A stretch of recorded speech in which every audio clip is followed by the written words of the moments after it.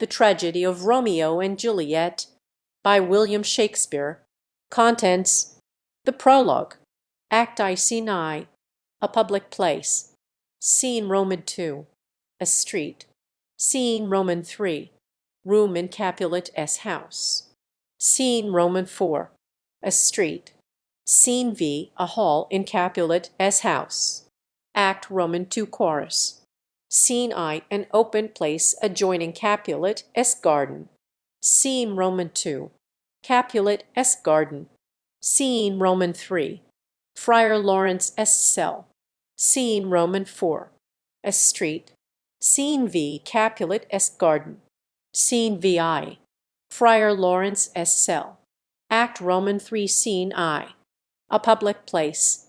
Scene Roman II, a room in Capulet S. house.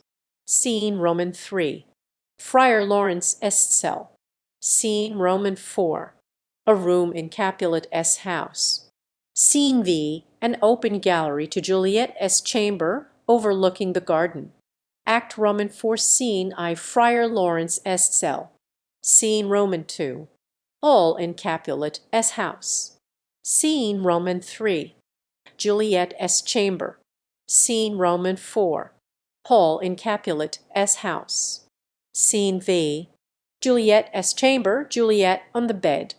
Act V, Scene I, Mantua, a street. Scene Roman II, Friar Lawrence S. cell. Scene Roman III, a churchyard, in it a monument belonging to the Capulets. Dramatis person, Escalus, Prince of Verona. Mercutio, kinsman to the prince and friend to Romeo. Paris, a young nobleman, kinsman to the prince. Page to Paris. Montague, head of a Veronese family at feud with the Capulets. Lady Montague, wife to Montague. Romeo, son to Montague. Benvolio, nephew to Montague and friend to Romeo. Abraham, servant to Montague. Balthasar, servant to Romeo. Capulet, head of a Veronese family at feud with the Montagues. Lady Capulet, wife to Capulet. Juliet, daughter to Capulet. Tybalt, nephew to Lady Capulet. Capulet as cousin, an old man. Nurse to Juliet. Peter, servant to Juliet as nurse. Samson, servant to Capulet. Gregory, servant to Capulet. Servants: Friar Lawrence, a Franciscan. Friar John, of the same order. An apothecary. Chorus: 3 musicians. An officer. Citizens of Verona, several men and women, relations to both houses, maskers, guards, watchmen and attendants. Scene: during the greater part of the play in Verona, once in the 5th act at Mantua. The prologue. Enter chorus. Chorus: 2 households, both alike in dignity, in fair Verona, where we lay our scene, from ancient grudge break to new mutiny, where civil blood makes civil hands unclean. From forth the fatal loins of these 2 foes a pair of star-crossed D. Lovers take their life, whose misadventure D piteous overthrows doth with their death bury their parents' strife. The fearful passage of their death mark D love, and the continuance of their parents' rage, which but their children S end naught could remove, is now the 2 hours' traffic of our stage, the which, if you with patient ears attend, what here shall miss, our toil shall strive to mend. Exit. Act I, Scene I, a public place. Enter Samson and Gregory armed with swords and bucklers. Samson. Gregory, on my word, we not carry coals. Gregory. No, for then we should be colliers. Samson. I mean, if we be in choler, we draw. Gregory. I, while you live, draw your neck out o' the collar. Samson. I strike quickly, being moved. Gregory. But thou art not quickly moved to strike. Samson. A dog of the house of Montague moves me. Gregory. To move is to stir, and to be valiant is to stand. Therefore, if thou art moved, thou runn'st away. Samson. A dog of that house shall move me to stand. I will take the wall of any man or maid of Montague S. Gregory. That shows thee a weak slave, for the weakest goes to the wall. Samson. True, and therefore women, being the weaker vessels, are ever thrust to the wall. Therefore I will push Montague S. men from the wall, and thrust his maids to the wall. Gregory. The quarrel is between our masters and us their men. Samson. 'Tis all one. I will show myself a tyrant. When I have fought with the men, I will be civil with the maids. I will cut off their heads. Gregory. The heads of the maids? Samson. Ay, the heads of the maids, or their maiden heads. Take it in what sense thou wilt. Gregory. They must take it in sense that feel it. Samson. Me they shall feel while I am able to stand, and 'tis known I am a pretty piece of flesh. Gregory. 'Tis well thou art not fish. If thou hadst been poor John. Draw thy tool. Here comes of the house of Montagues. Enter Abram and Balthasar. Samson. My naked weapon is out. Quarrel, I will back thee. Gregory. Oh, turn thy back and run. Samson. Fear me not. Gregory. No, marry, I fear thee. Samson. Let us take the law of our sides. Let them begin. Gregory. I will frown as I pass by, and let them take it as they list. Samson. Nay, as they dare. I will bite my thumb at them, which is disgrace to them if they bear it. Abram. Do you bite your thumb at us, sir? Samson. I do bite my thumb, sir. Abram. Do you bite your thumb at us, sir? Samson. Is the law of our side if I say aye? Gregory. No. Samson.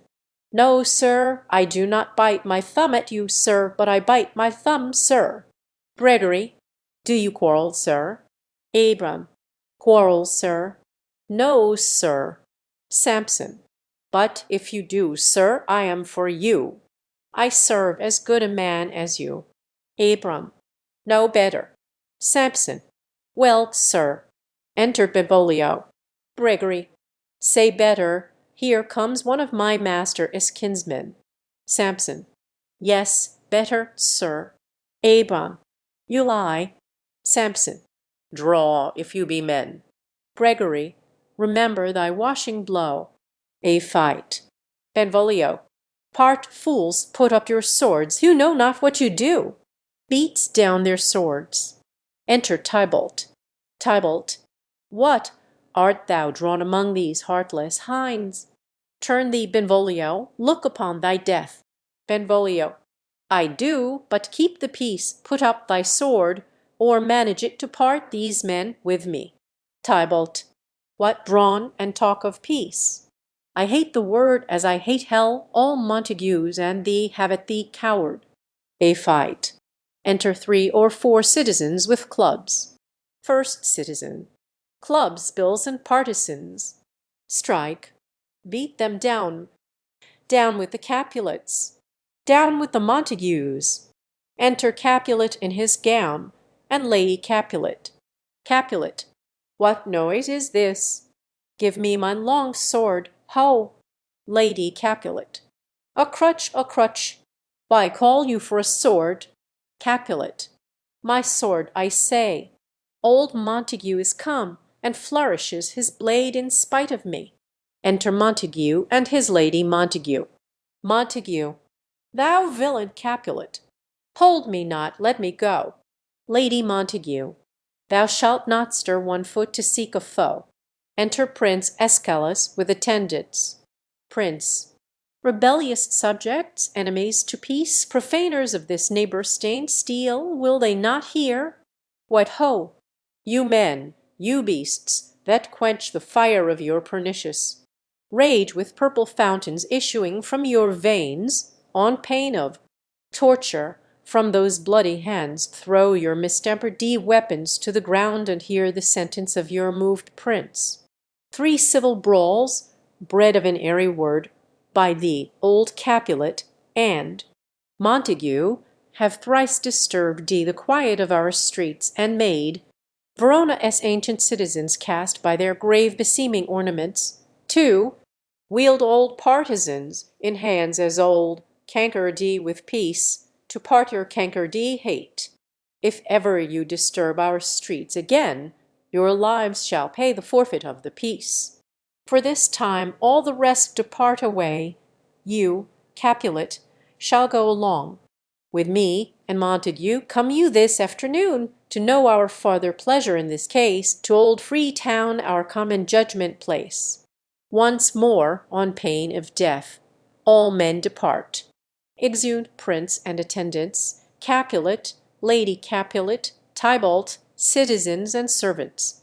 Montague, who set this ancient quarrel new abroach. Speak, nephew, were you by when it began? Benvolio. Here were the servants of your adversary, and yours, close fighting ere I did approach. I drew to part them, in the instant came the fiery Tybalt with his sword prepared which, as he breathed defiance to my ears, he swung about his head, and cut the winds who nothing hurt withal his him in scorn. While we were interchanging thrusts and blows, came more and more, and fought on part and part, till the prince came, who parted either part. Lady Montague. Oh, where is Romeo? Saw you him to-day? Right glad I am he was not at this fray. Benvolio. Madam, an hour before the worship sun peered forth the golden window of the east, a troubled mind drave me to walk abroad, where underneath the grove of sycamore that westward rooteth from this city's side, so early walking did I see your son. Towards him I made, but he was ware of me, and stole into the covert of the wood, I measuring his affections by my own, which then most sought where most might not be found, being one too many by my weary self, pursued my humour, not pursuing his, and gladly shunned who gladly fled from me. Montague. Many a morning hath he there been seen, with tears, augmenting the fresh morning as dew, adding to clouds more clouds with his deep sighs, but also soon as the all-cheering sun should in the farthest east began to draw the shady curtains from Aurora's bed, away from light steals home my heavy son, and private in his chamber pens, himself shuts up his windows, locks fair daylight out, and makes himself an artificial night. Black and portentous must this humour prove, unless good counsel may the cause remove. Benvolio. My noble uncle, do you know the cause? Montague. I neither know it nor can learn of him. Benvolio. Have you importuned him by any means? Montague. Both by myself and many other friends, but he his own. Affection's counsellor is to himself I will not say how true, but to himself so secret and so close, so far from sounding and discovery, as is the bud bit with an envious worm ere he can spread his sweet leaves to the air, or dedicate his beauty to the sun. Could we but learn from whence his sorrows grow, we would as willingly give cure as know. Enter Romeo. Benvolio. See where he comes. So please you step aside. I'll know his grievance or be much denied. Montague. I would thou wert so happy by thy stay to hear true shrift. Come, madam, let us away. Exeunt Montague and Lady Montague. Benvolio. Good morrow, cousin. Romeo. Is the day so young? Benvolio. But new struck 9.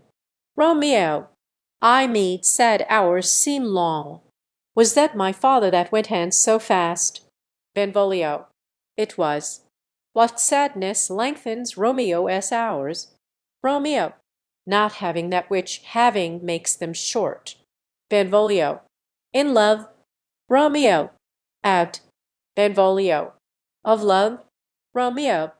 Out of her favour where I am in love. Benvolio. Alas, that love so gentle in his view should be so tyrannous and rough in proof. Romeo. Alas, that love, whose view is muffled still, should without eye see pathways to his will. Where shall we dine? O me, what fray was here? Yet tell me not, for I have heard it all. Here as much to do with hate, but more with love. Why, then, O brawling love? O loving hate? O anything of nothing first create? O heavy lightness, serious vanity, misshapen chaos of well-seeming forms, feather of lead, bright smoke, cold fire, sick health, still waking sleep, that is not what it is. This love feel I, that feel no love in this.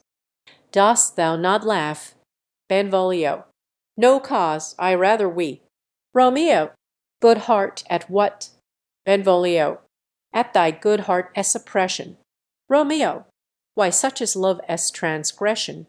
Griefs of mine own lie heavy in my breast, which thou wilt propagate, to have it pressed with more of thine. This love that thou hast shown doth add more grief to too much of mine own. Love is a smoke made with the fume of sighs, being purged of fire, sparkling in lovers' eyes, being vexed a sea nourished with lovers' tears. What is it else? A madness most discreet, a choking gall, and a preserving sweet. Farewell, my cause. Going. Benvolio. Soft, I will go along, and if you leave me so, you do me wrong. Romeo. Tut, I have lost myself, I am not here. This is not Romeo, he is some other where. Benvolio. Tell me in sadness who is that you love? Romeo. What, shall I groan and tell thee? Benvolio. Groan. Why, no, but sadly tell me who. Romeo. Bid a sick man in sadness make his will, a word ill urged to one that is so ill. In sadness, cousin, I do love a woman. Benvolio. I aim so near when I suppose you love Romeo. A right good markman, and she is fair I love. Benvolio. A right fair mark, fair cause, is soonest hit. Romeo. Well, in that hit you miss, she not be hit with Cupid arrow, she hath Diane wit, and in strong proof of chastity well armed from love weak childish bow she lives uncharmed She will not stay the siege of loving terms, nor bide encounter of assailing eyes, nor ope her lap to saint seducing gold. O she is rich in beauty, only poor that when she dies, with beauty dies her store. Benvolio. Then she hath sworn that she will still live chaste. Romeo. She hath, and in that sparing makes huge waste, for beauty starved with her severity, cuts beauty off from all posterity. She is too fair, too wise, wisely too fair, to merit bliss by making me despair. She hath forsworn to love, and in that vow do I live dead, that live to tell it now. Benvolio. Me roll thee by me, forget to think of her. Romeo. O teach me how I should forget to think.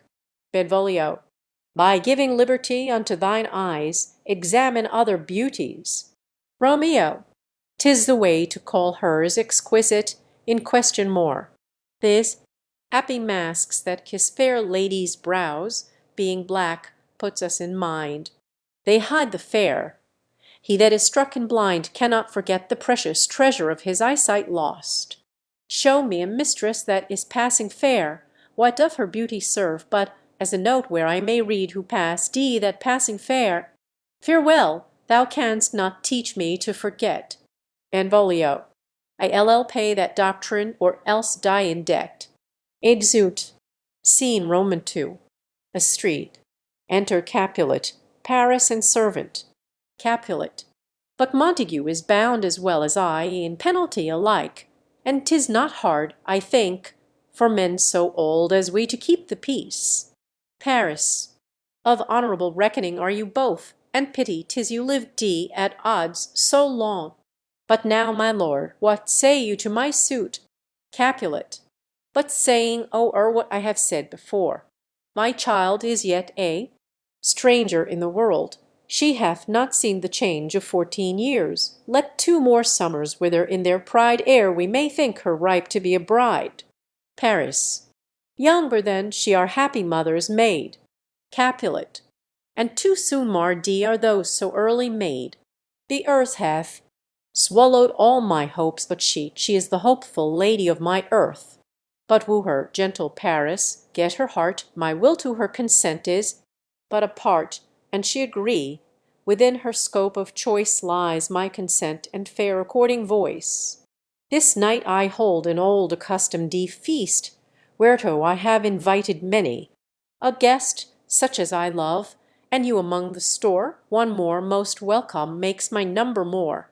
At my poor house look to behold this night earth-treading stars that make dark heaven light, such comfort as do lusty young men feel when, well April on the heel of limping winter treads, even such delight among fresh female buds shall you this night inherit at my house.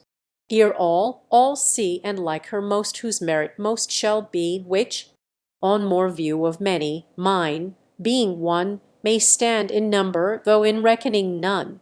Come, go with me. Go, sirrah, trudge about through fair Verona, find those persons out whose names are written there, gives a paper, and to them say, my house and welcome on their pleasure stay. Exeunt Capulet and Paris. Servant. Find them out whose names are written here.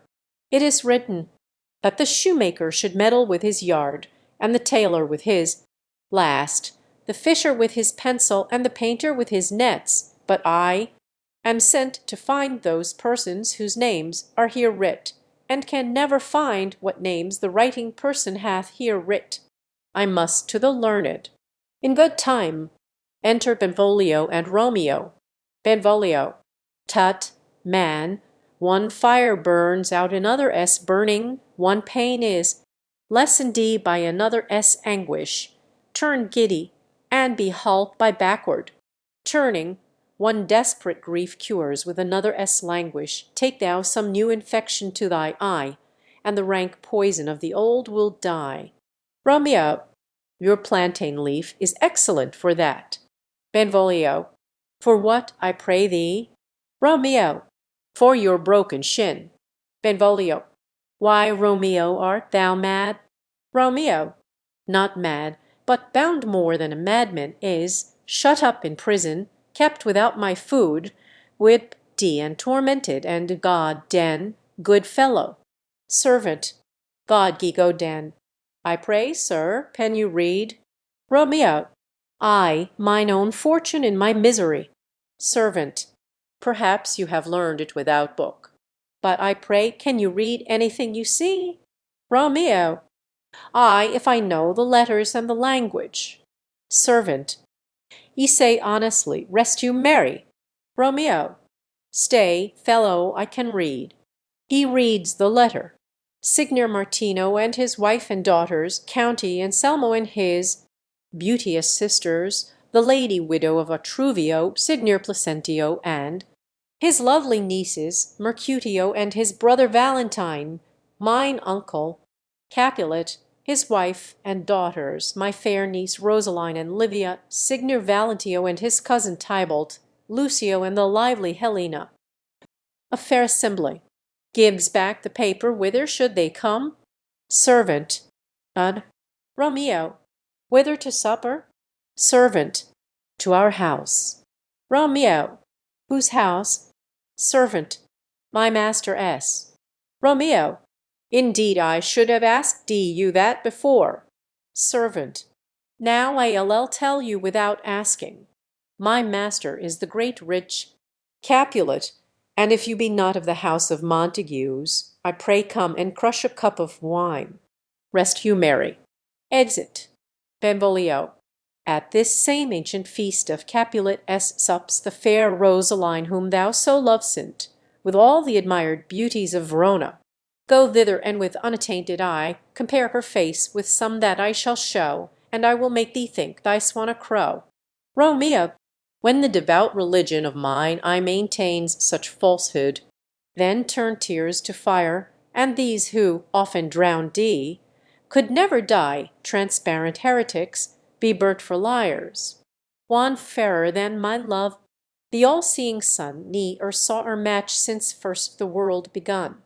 Benvolio. Tut, you saw her fair, none else being by herself poidee, with herself in either eye, but in that crystal scales let there be. Weigh ye your lady as love against some other maid, that I will show you shining at this feast, and she shall scant show well that now shows best. Romeo. I allel go along, no such sight to be shown, but to rejoice in splendor of my own. Exeunt. Scene Roman 3. Room in Capulet as house. Enter Lady Capulet and nurse. Lady Capulet. Nurse, where is my daughter? Call her forth to me. Nurse. Now, by my maidenhead, at 12 year old I bade her come. What what ladybird? God forbid. Where is this pearl? What Juliet? Enter Juliet. Juliet. How now, who calls? Nurse. Your mother. Juliet. Madam, I am here.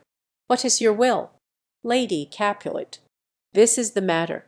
Nurse, give leave a while. We must talk in secret. Nurse, come back again. I have remembered me thou es hear our counsel.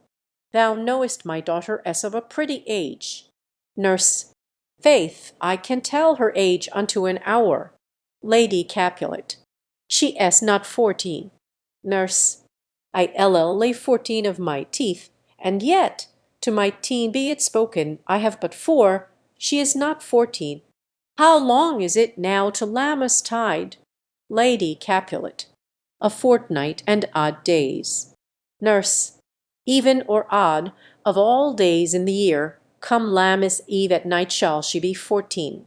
Susan and she, God rest all Christian souls, were of an age. Well, Susan is with God, she was too good for me. But as I said, on Lammas eve at night shall she be 14, that shall she, marry, I remember it well. 'Tis since the earthquake now 11 years, and she was weanty, I never shall forget it of all the days of the year, upon that day, for I had then laid wormwood to my dove sitting in the sun under the dove-house wall, my lord, and you were then at Mantua, nay, I do bear a brain. But as I said, when it did taste the wormwood on the nipple of my dug, and felt it bitter, pretty full, to see it tetchy, and fall out with the dug. Shake, quoth the dove-house, 'twas no need, I trow, to bid me trudge. And since that time it is 11 years, for then she could stand. Alone, nay, by th rude she could have run and waddled all about, for even the day before she broke her brow. And then my husband, God be with his soul, was a merry man, took up the child. Yea, quoth he, dost thou fall upon thy face? Thou wilt fall backward when thou haste more wit, wilt thou not, Jewel? And by my holidame, the pretty wretch left crying, and said I, to see now how a jest shall come about. I warrant, and I should live 1,000 years, I never should forget it. Wilt thou not, Jewel? Quoth he, and, pretty fool, it stinted, and said I, Lady Capulet. Enough of this, I pray thee hold thy peace. Nurse. Yes, madam, yet I cannot choose but laugh, to think it should. Leave crying, and say I, and yet I warrant it had upon it brow a bump as big as a young cockerel stone, a perilous knock, and it cried bitterly. Yea, quoth my husband, fall sint upon thy face. Thou wilt fall backward when thou comest to age, wilt thou not, Jewel? It stinted, and said I, Juliet. And stint thou too, I pray thee, nurse, say I. Nurse. Peace, I have done.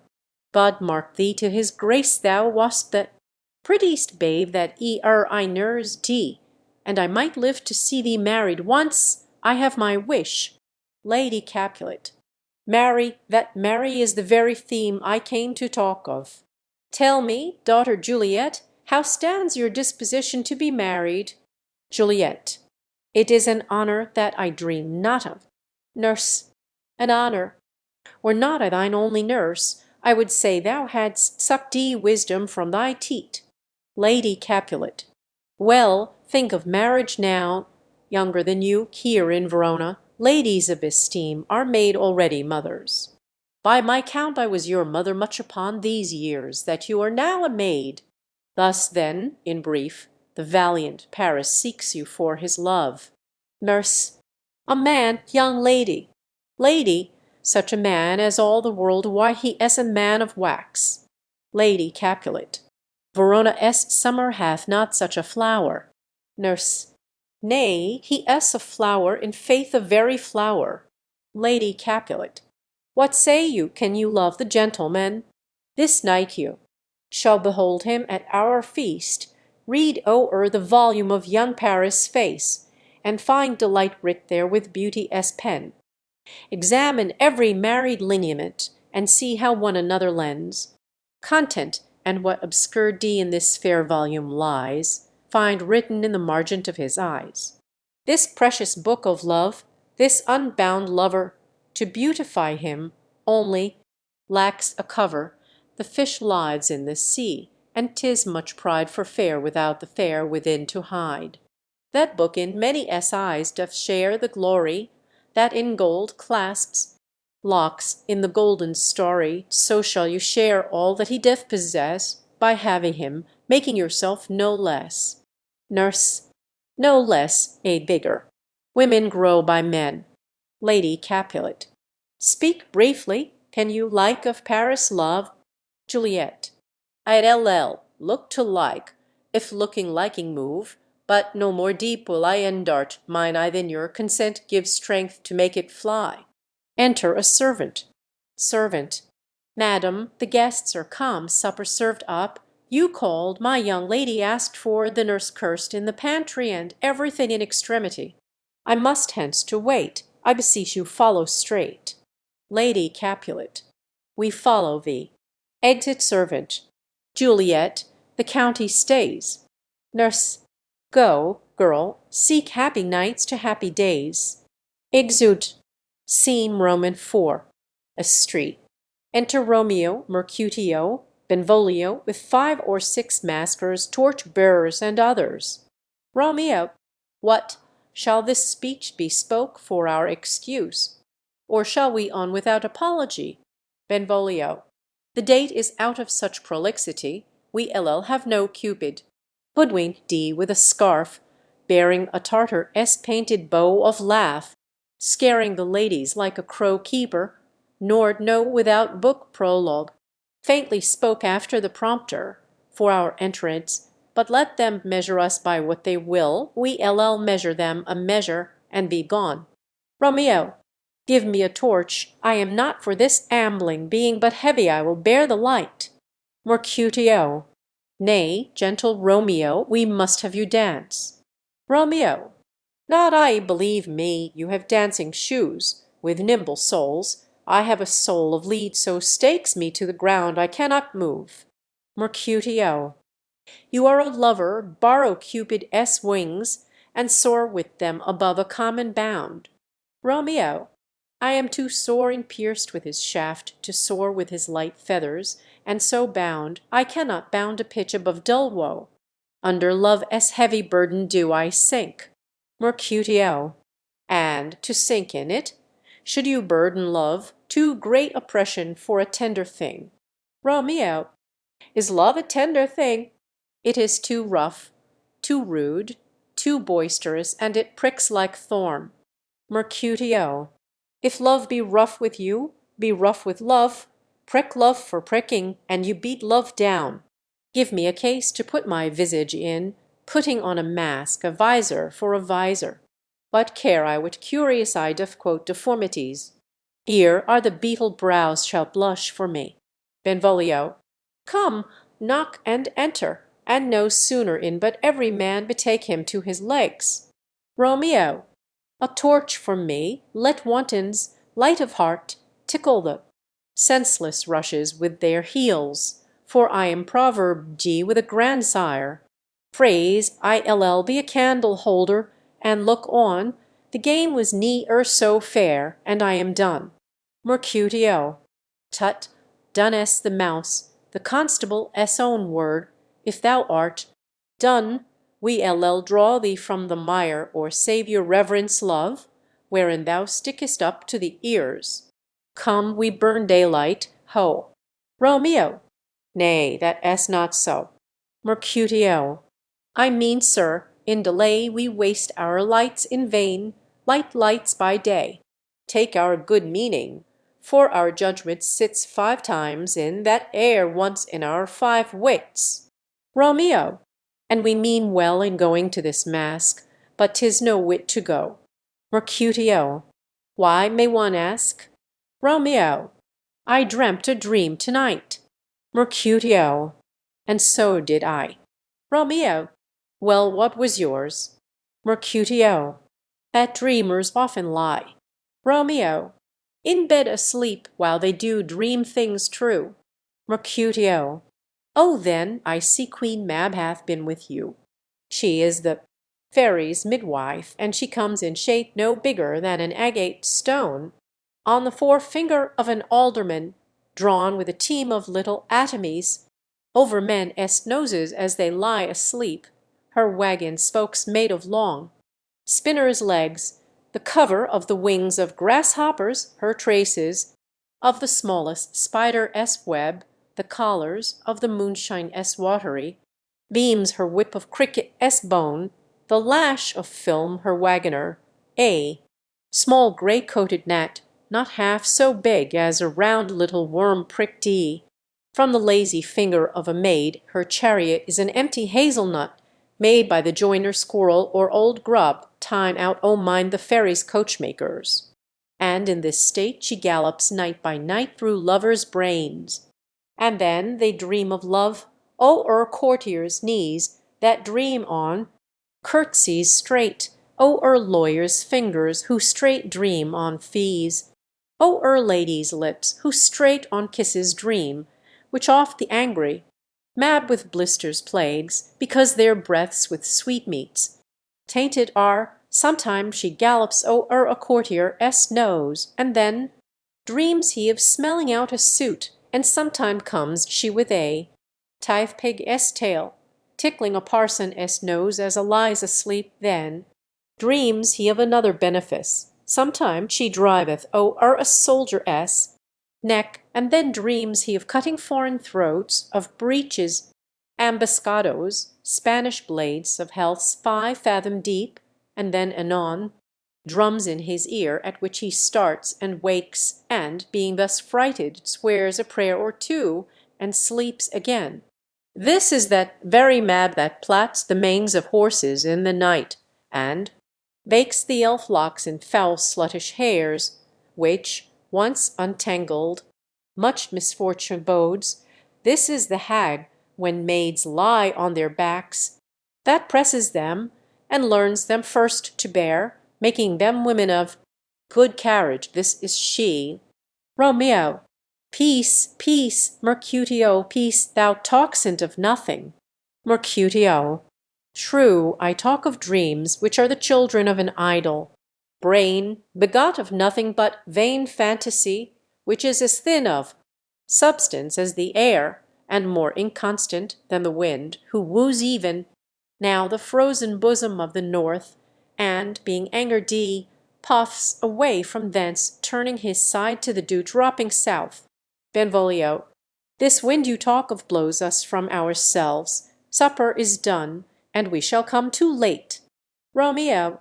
I fear too early, for my mind misgives some consequence, yet, hanging in the stars, shall bitterly begin his fearful date with this night's revels, and expire the term of a despised life, closed in my breast by some vile forfeit of untimely death. But he that hath the steerage of my course direct my suit. On, lusty gentlemen. Benvolio.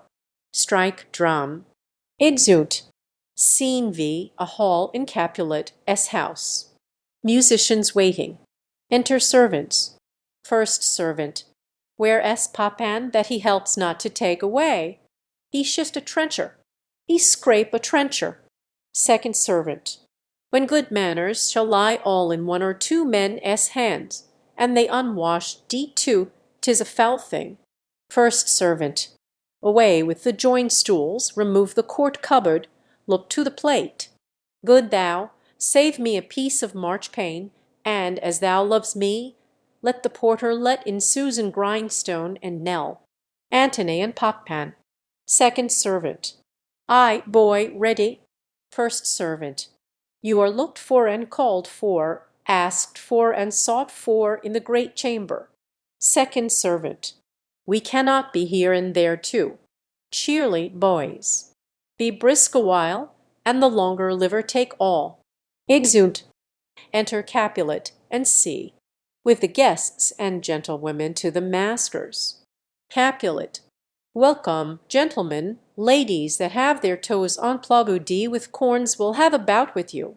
On my mistresses, which of you all will now deny to dance?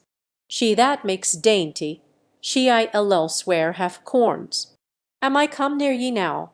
Welcome, gentlemen.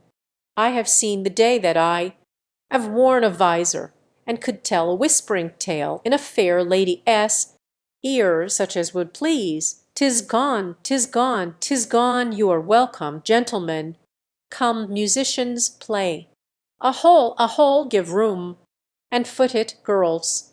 Music plays, and they dance. More light, you knaves, and turn the tables up, and quench the fire, the room is grown too hot. Ah, sirrah, this unlooked for sport comes well. Nay, sit, good. Cousin Capulet, for you and I are past our dancing days. How long is teen now since last yourself and I were in a mask? Capulet's cousin. By Our Lady, 30 years.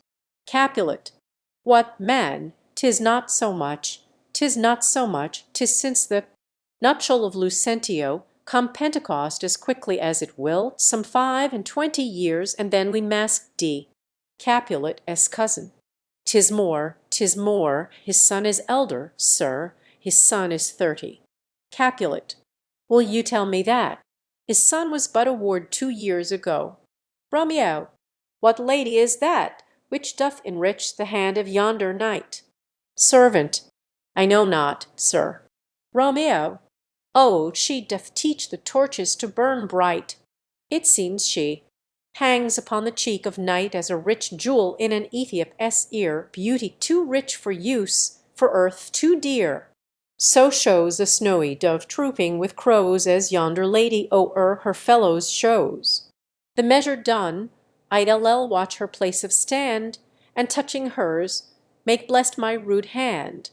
Did my heart love till now, forswear it sight, for I ne'er saw true beauty till this night. Tybalt. This by his voice should be a Montague. Fetch me my rapier, boy. What, dares the slave come hither, covered D with an antic face, to fleer and scorn at our solemnity? Now by the stock and honour of my kin, to strike him dead I hold it not a sin. Capulet. Why, how now, kinsman? Wherefore storm you so? Tybalt. Uncle, this is a Montague, our foe, a villain that is hither come in spite, to scorn at our solemnity this night. Capulet. Young Romeo is it? Tybalt. 'Tis he, that villain Romeo. Capulet. Content thee, gentle cause, let him alone, bears him like a portly gentleman, and, to say truth, Verona brags of him to be a virtuous and well-governed youth. I would not for the wealth of all the town here in my house do him disparagement. Therefore be patient, take no note of him. It is my will, the which if thou respect, show a fair presence and put off these frowns and ill-beseeming semblance for a feast. Tybalt. It fits when such a villain is a guest, I not endure him. Capulet. He shall be endured D. What, goodman boy? I say he shall go to. Am I the master here, or you? Go to. You not endure him. God shall mend my soul. You make a mutiny among my guests. You will set cock a hoop, ull be the man. Tybalt. Why, uncle, 'tis a shame. Capulet. Go to, go to. You are a saucy boy. Is 't so, indeed? This trick may chance to scathe you, I know what. You must contrary me. Marry, 'tis time. Well said, my hearts. You are a princox. Go, be quiet, or more light, more light. For shame, I'll make you quiet. What cheerly, my hearts. Tybalt. Patience perforce with wilful choler meeting makes my flesh tremble in their different greeting. I will withdraw, but this intrusion shall, now seeming sweet, convert to bitter gall. Exit. Romeo.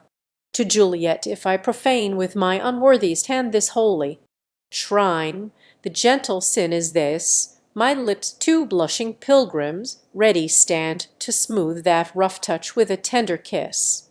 Juliet. Good pilgrim, you do wrong your hand too much, which mannerly. Devotion chose in this, for saints have hands that pilgrims' hands do touch, and palm to palm is holy palmer's kiss. Romeo. Have not saints lips and holy palmers too? Juliet. Ay, pilgrim, lips that they must use in prayer. Romeo. Oh, then, dear saint, let lips do what hands do, they pray, grant thou, lest faith turn to despair. Juliet. Saints do not move, though grant for prayer's sake. Romeo. Then move not while my prayer s effect I take. Thus from my lips by thine my sin is purged. D. Kissing her. Juliet. Then have my lips the sin that they have took. Romeo.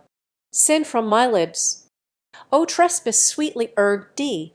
Give me my sin again. Juliet. You kiss by the book. Nurse. Madam, your mother craves a word with you. Romeo. What is her mother? Nurse. Mary, bachelor, her mother is the lady of the house, and a good lady, and a wise and virtuous. I nurse D her daughter, that you talk D withal. I tell you, he that can lay hold of her shall have the chinks. Romeo. Is she a Capulet? O dear account! My life is my foe's debt. Benvolio. Away, be gone, the sport is at the best. Romeo. Ay, so I fear, the more is my unrest. Capulet. Nay, gentlemen, prepare not to be gone, we have a trifling foolish banquet towards. Is it e'en so? Why then, I thank you all, I thank you, honest gentlemen, good night. More torches here. Come on then, let us to bed. Ah, sirrah, by my fay, it waxes late, I'll to my rest. Exeunt all but Juliet and nurse. Juliet. Come hither, nurse. What is yon gentleman? Nurse. The son and heir of old Tiberio.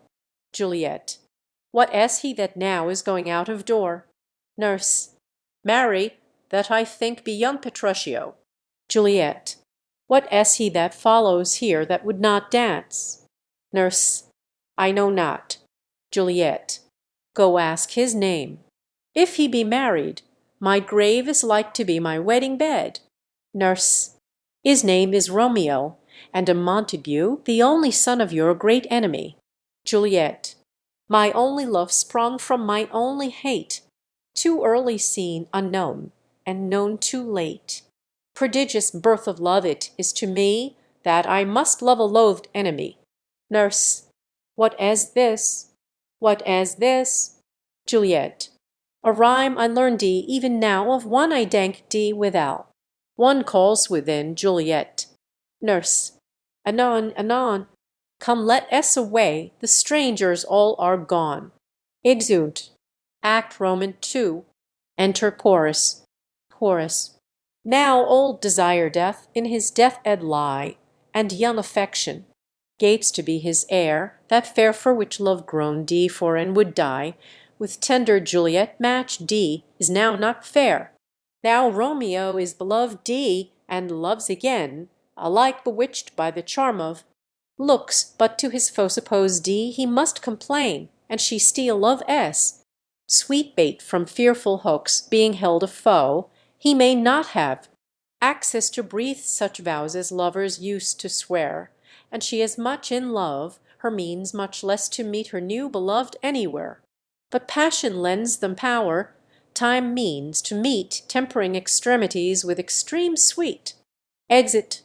Scene I, an open place adjoining Capulet esque garden. Enter Romeo. Romeo, can I go forward when my heart is here? Turn back, dull earth, and find thy centre out. He climbs the wall and leaps down within it. Enter Benvolio and Mercutio. Benvolio. Romeo, my cousin Romeo. Romeo. Mercutio. He is wise, and on my life hath stall and him home to bed. Benvolio. He ran this way, and leap D this orchard wall, call good Mercutio. Mercutio. Nay, ILL conjure too. Romeo. Humours. Madmen. Passion. Lover. Appear thou in the likeness of a sigh, speak but one rhyme, and I am satisfied. Cry but ah me. Pronounce but love and dove. Speak to my gossip Venus one fair word, one nickname for her purblind son and heir, young Abraham Cupid, he that shot so trim when King Cophetua loved the beggar maid. He heareth not, he stirreth not, he moveth not. The ape is dead, and I must conjure him.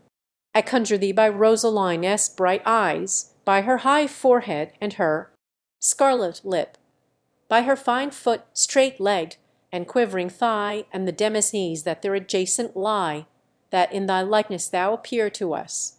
Benvolio. And if he hear thee, thou wilt anger him. Mercutio. This cannot anger him.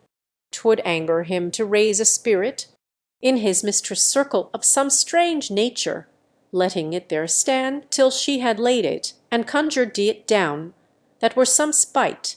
My invocation is fair and honest, and, in his mistress' name, I conjure only but to raise up him. Benvolio. Come, he hath hid himself among these trees to be consorted with the humorous night. Blind is his love, and best befits the dark. Mercutio. If love be blind, love cannot hit the mark. Now will he sit under a medlar tree, and wish his mistress were that kind of fruit as maids call medlars when they laugh alone. O Romeo, that she were, oh, that she were an open arse, and thou a poprin pear. Romeo, good night. ALL to my truckle bed. This field bed is too cold for me to sleep. Come, shall we go? Benvolio. Go then, for 'tis in vain to seek him here that means not to be found. Exeunt. Scene Roman II. Capulet esque garden. Enter Romeo. Romeo. He jests at scars that never felt a wound. Juliet appears above at a window. But soft, what light through yonder window breaks? It is the east, and Juliet is the sun. Arise, fair sun, and kill the envious moon, who is already sick and pale with grief, that thou her maid art far more fair than she. Be not her maid, since she is envious, her vestal livery is but sick and green, and none but fools do wear it. Cast it off. It is my lady, oh, it is my love. Oh, that she knew she were. She speaks, yet she says nothing. What of that? Our eye discourses, I will answer it. I am too bold, 'tis not to me she speaks. Two of the fairest stars in all the heaven, having some business, do entreat her eyes to twinkle in their spheres till they return.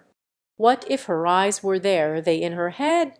The brightness of her cheek would shame those stars as daylight doth a lamp, her eyes in. Heavenward through the airy region streams, so bright that birds would sing and think it were not night. See how she leans her cheek upon her hand. Oh, that I were a glove upon that hand, that I might touch that cheek. Juliet. I mit. Romeo. She speaks. Oh, speak again, bright angel, for thou art as glorious to this night, being o'er my head, as is a winged messenger of heaven unto the white upturned wondering eyes of mortals that fall back to gaze on him when he bestrides the lazy puffing clouds and sails upon the bosom of the air. Juliet. O Romeo, Romeo, wherefore art thou Romeo? Deny thy father and refuse thy name, or if thou wilt not, be but sworn my love, and I'll no longer be a Capulet. Romeo! Aside, shall I hear more, or shall I speak at this? Juliet. 'Tis but thy name that is my enemy, thou art thyself, though not a Montague. What est Montague? It is nor hand, nor foot, nor arm, nor face, nor any other part belonging to a man. O be some other name. What est in a name? That which we call a rose by. Any other name would smell as sweet. So Romeo would, were he not Romeo called retain that dear perfection which he owes without that title. Romeo, doff thy name, and for thy name, which is no part of thee, take all myself. Romeo, I take thee at thy word. Call me but love, and I'll be new baptized thee. Henceforth I never will be Romeo. Juliet. What man art thou that thus bescreen thee in night so stumblest on my counsel? Romeo.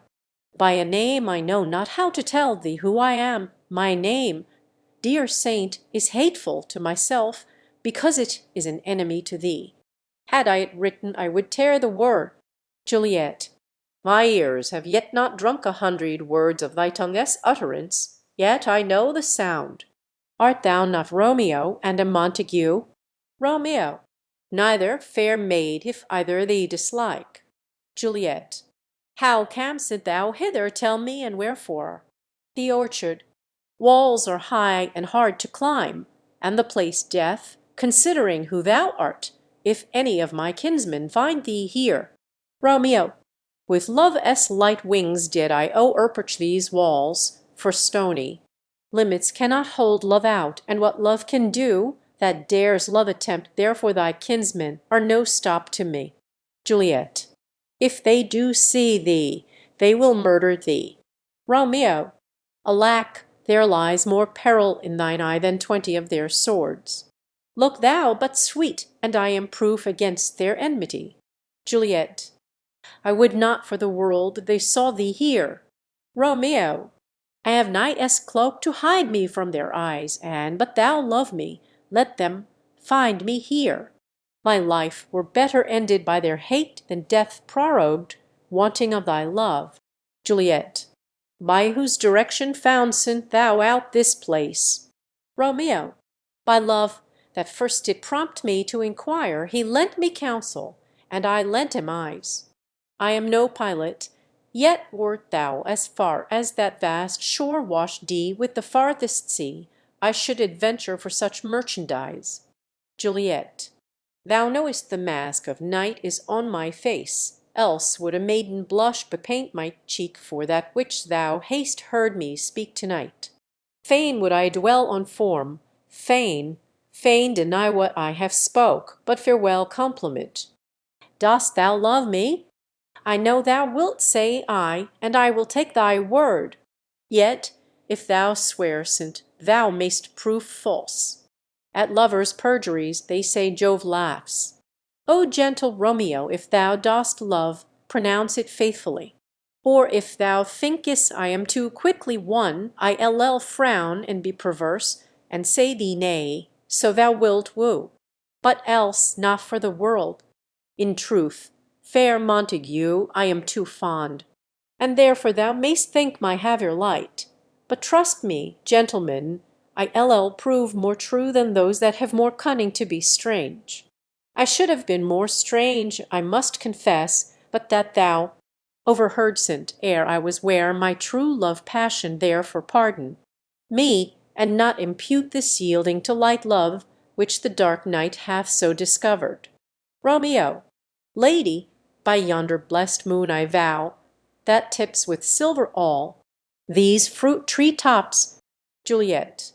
O swear not by the moon, inconstant moon, that monthly changes in her circled orb, lest that thy love prove likewise variable. Romeo. What shall I swear by? Juliet. Do not swear at all. Or if thou wilt, swear by thy gracious self, which is the god of my idolatry, and I'll believe thee. Romeo, if my heart as dear love, Juliet, well, do not swear. Although I joy in thee, I have no joy of this contract to-night. It is too rash, too unadvised, too sudden, too like the lightning, which doth cease to be ere one can say it lightens. Sweet good night. This bud of love, by summer-s ripening breath, may prove a beauteous flower when next we meet. Good night, good night. As sweet repose and rest come to thy heart as that within my breast. Romeo, oh, wilt thou leave me so unsatisfied? Juliet, what satisfaction canst thou have to-night? Romeo, th exchange of thy love-s faithful vow for mine. Juliet, I gave thee mine before thou didst request it, and yet I would it were to give again. Romeo, wouldst thou withdraw it? For what purpose, love? Juliet, but to be frank and give it thee again. And yet I wish but for the thing I have. My bounty is as boundless as the sea, my love as deep. The more I give to thee, the more I have, for both are infinite. I hear some noise within. Dear love, adieu. Nurse calls within, anon, good nurse. Sweet Montague, be true. Stay but a little, I will come again. Exit. Romeo, O blessed, blessed night! I am afeard, being in night, all this is but a dream, too flattering sweet to be substantial. Enter Juliet above. Juliet. 3 words, dear Romeo, and good night indeed. If that die, bent of love be honourable, by purpose marriage, send me word, to-morrow by 1, that I procure to come to thee, where and what time thou wilt perform the rite, and all my fortunes at thy foot I lay, and follow thee, my lord, throughout the world. Nurse. Within, madam. Juliet. I come anon. But if thou meanest not well, I do beseech the nurse. Within, madam. Juliet. By and by I come to cease thy strife, and leave me to my grief. To-morrow will I send. Romeo. So thrive my soul. Juliet. 1,000 times good night. Exit. Romeo. 1,000 times the worse to want thy light. Love goes toward. Love as schoolboys from their books, but love from love towards school with heavy looks. Retiring slowly. Re-enter Juliet above. Juliet. Hist! Romeo, hist! Oh, for a falconer-s voice to lure this tassel gentle back again. Bondage is hoarse and may not speak aloud, else would I tear the cave where Echo lies, and make her airy tongue more hoarse than mine with repetition of my Romeo-s name. Romeo, it is my soul that calls upon my name. How silver-sweet sound lovers' tongues by night, like softest music to attending ears. Juliet. Romeo, Romeo, why, dear? Juliet. What o'clock to-morrow shall I send to thee? Romeo. By the hour of 9. Juliet. I will not fail. 'Tis 20 years till then. I have forgot why I did call thee back. Romeo. Let me stand here till thou remember it. Juliet. I shall forget to have thee still stand there, remembering how I love thy company. Romeo. And I still stay to have thee still forget, forgetting any other home but this. Juliet. 'Tis almost morning, I would have thee gone, and yet no. Farther than a wanton bird that lets it hop a little from her hand, like a poor prisoner in his twisted gyves, and with a silk thread plucks it back again, so loving jealous of his liberty. Romeo. I would I were thy bird. Juliet. Sweet, so would I, yet I should kill thee with much cherishing. Good night, good night. Parting is such sweet sorrow that I shall say good night till it be morrow. Exit. Romeo. Sleep dwell upon thine eyes, peace in thy breast. Would I were sleep and peace so sweet to rest. Hence will I to my ghostly sire cell, his help to crave and my dear hap to tell. Exit. Scene Roman 3. Friar Lawrence cell. Enter Friar Lawrence with a basket. Friar Lawrence. The grey ID morn smiles on the frowning night, checkering the eastern clouds with streaks of light, and fleckled, darkness like a drunkard reels from fourth day pathway made by. Titan fiery wheels now, ere the sun advance his burning eye, the day, do cheer, and night dank dew to dry. I must upfill this osier cage of ours with baleful weeds and precious juiced flowers. The earth that nature's mother is her tomb, what is her burying? Grave, that is her womb, and from her womb children of divers kind we sucking on her natural bosom find. Many for many virtues excellent, none but for some, and yet all different. Oh, mickle is the powerful grace that lies in plants, herbs, stones, and their true qualities. For naught so vile that on the earth doth live but to the earth some special good doth give, nor aught so good but, strain from that fair use, revolts from true birth, stumbling on abuse. Virtue itself turns vice being misapplied, and vice sometime as by action dignified. Enter Romeo.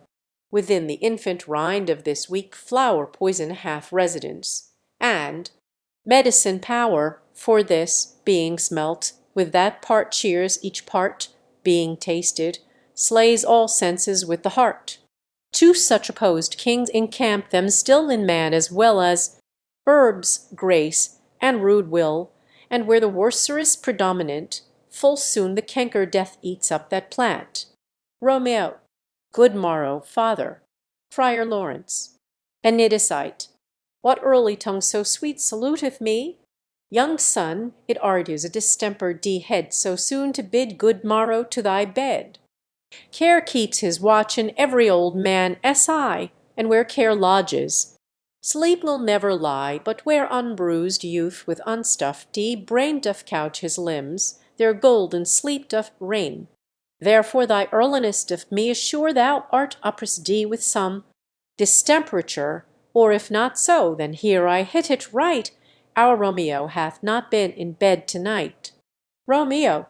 That last is true, the sweeter rest was mine. Friar Lawrence.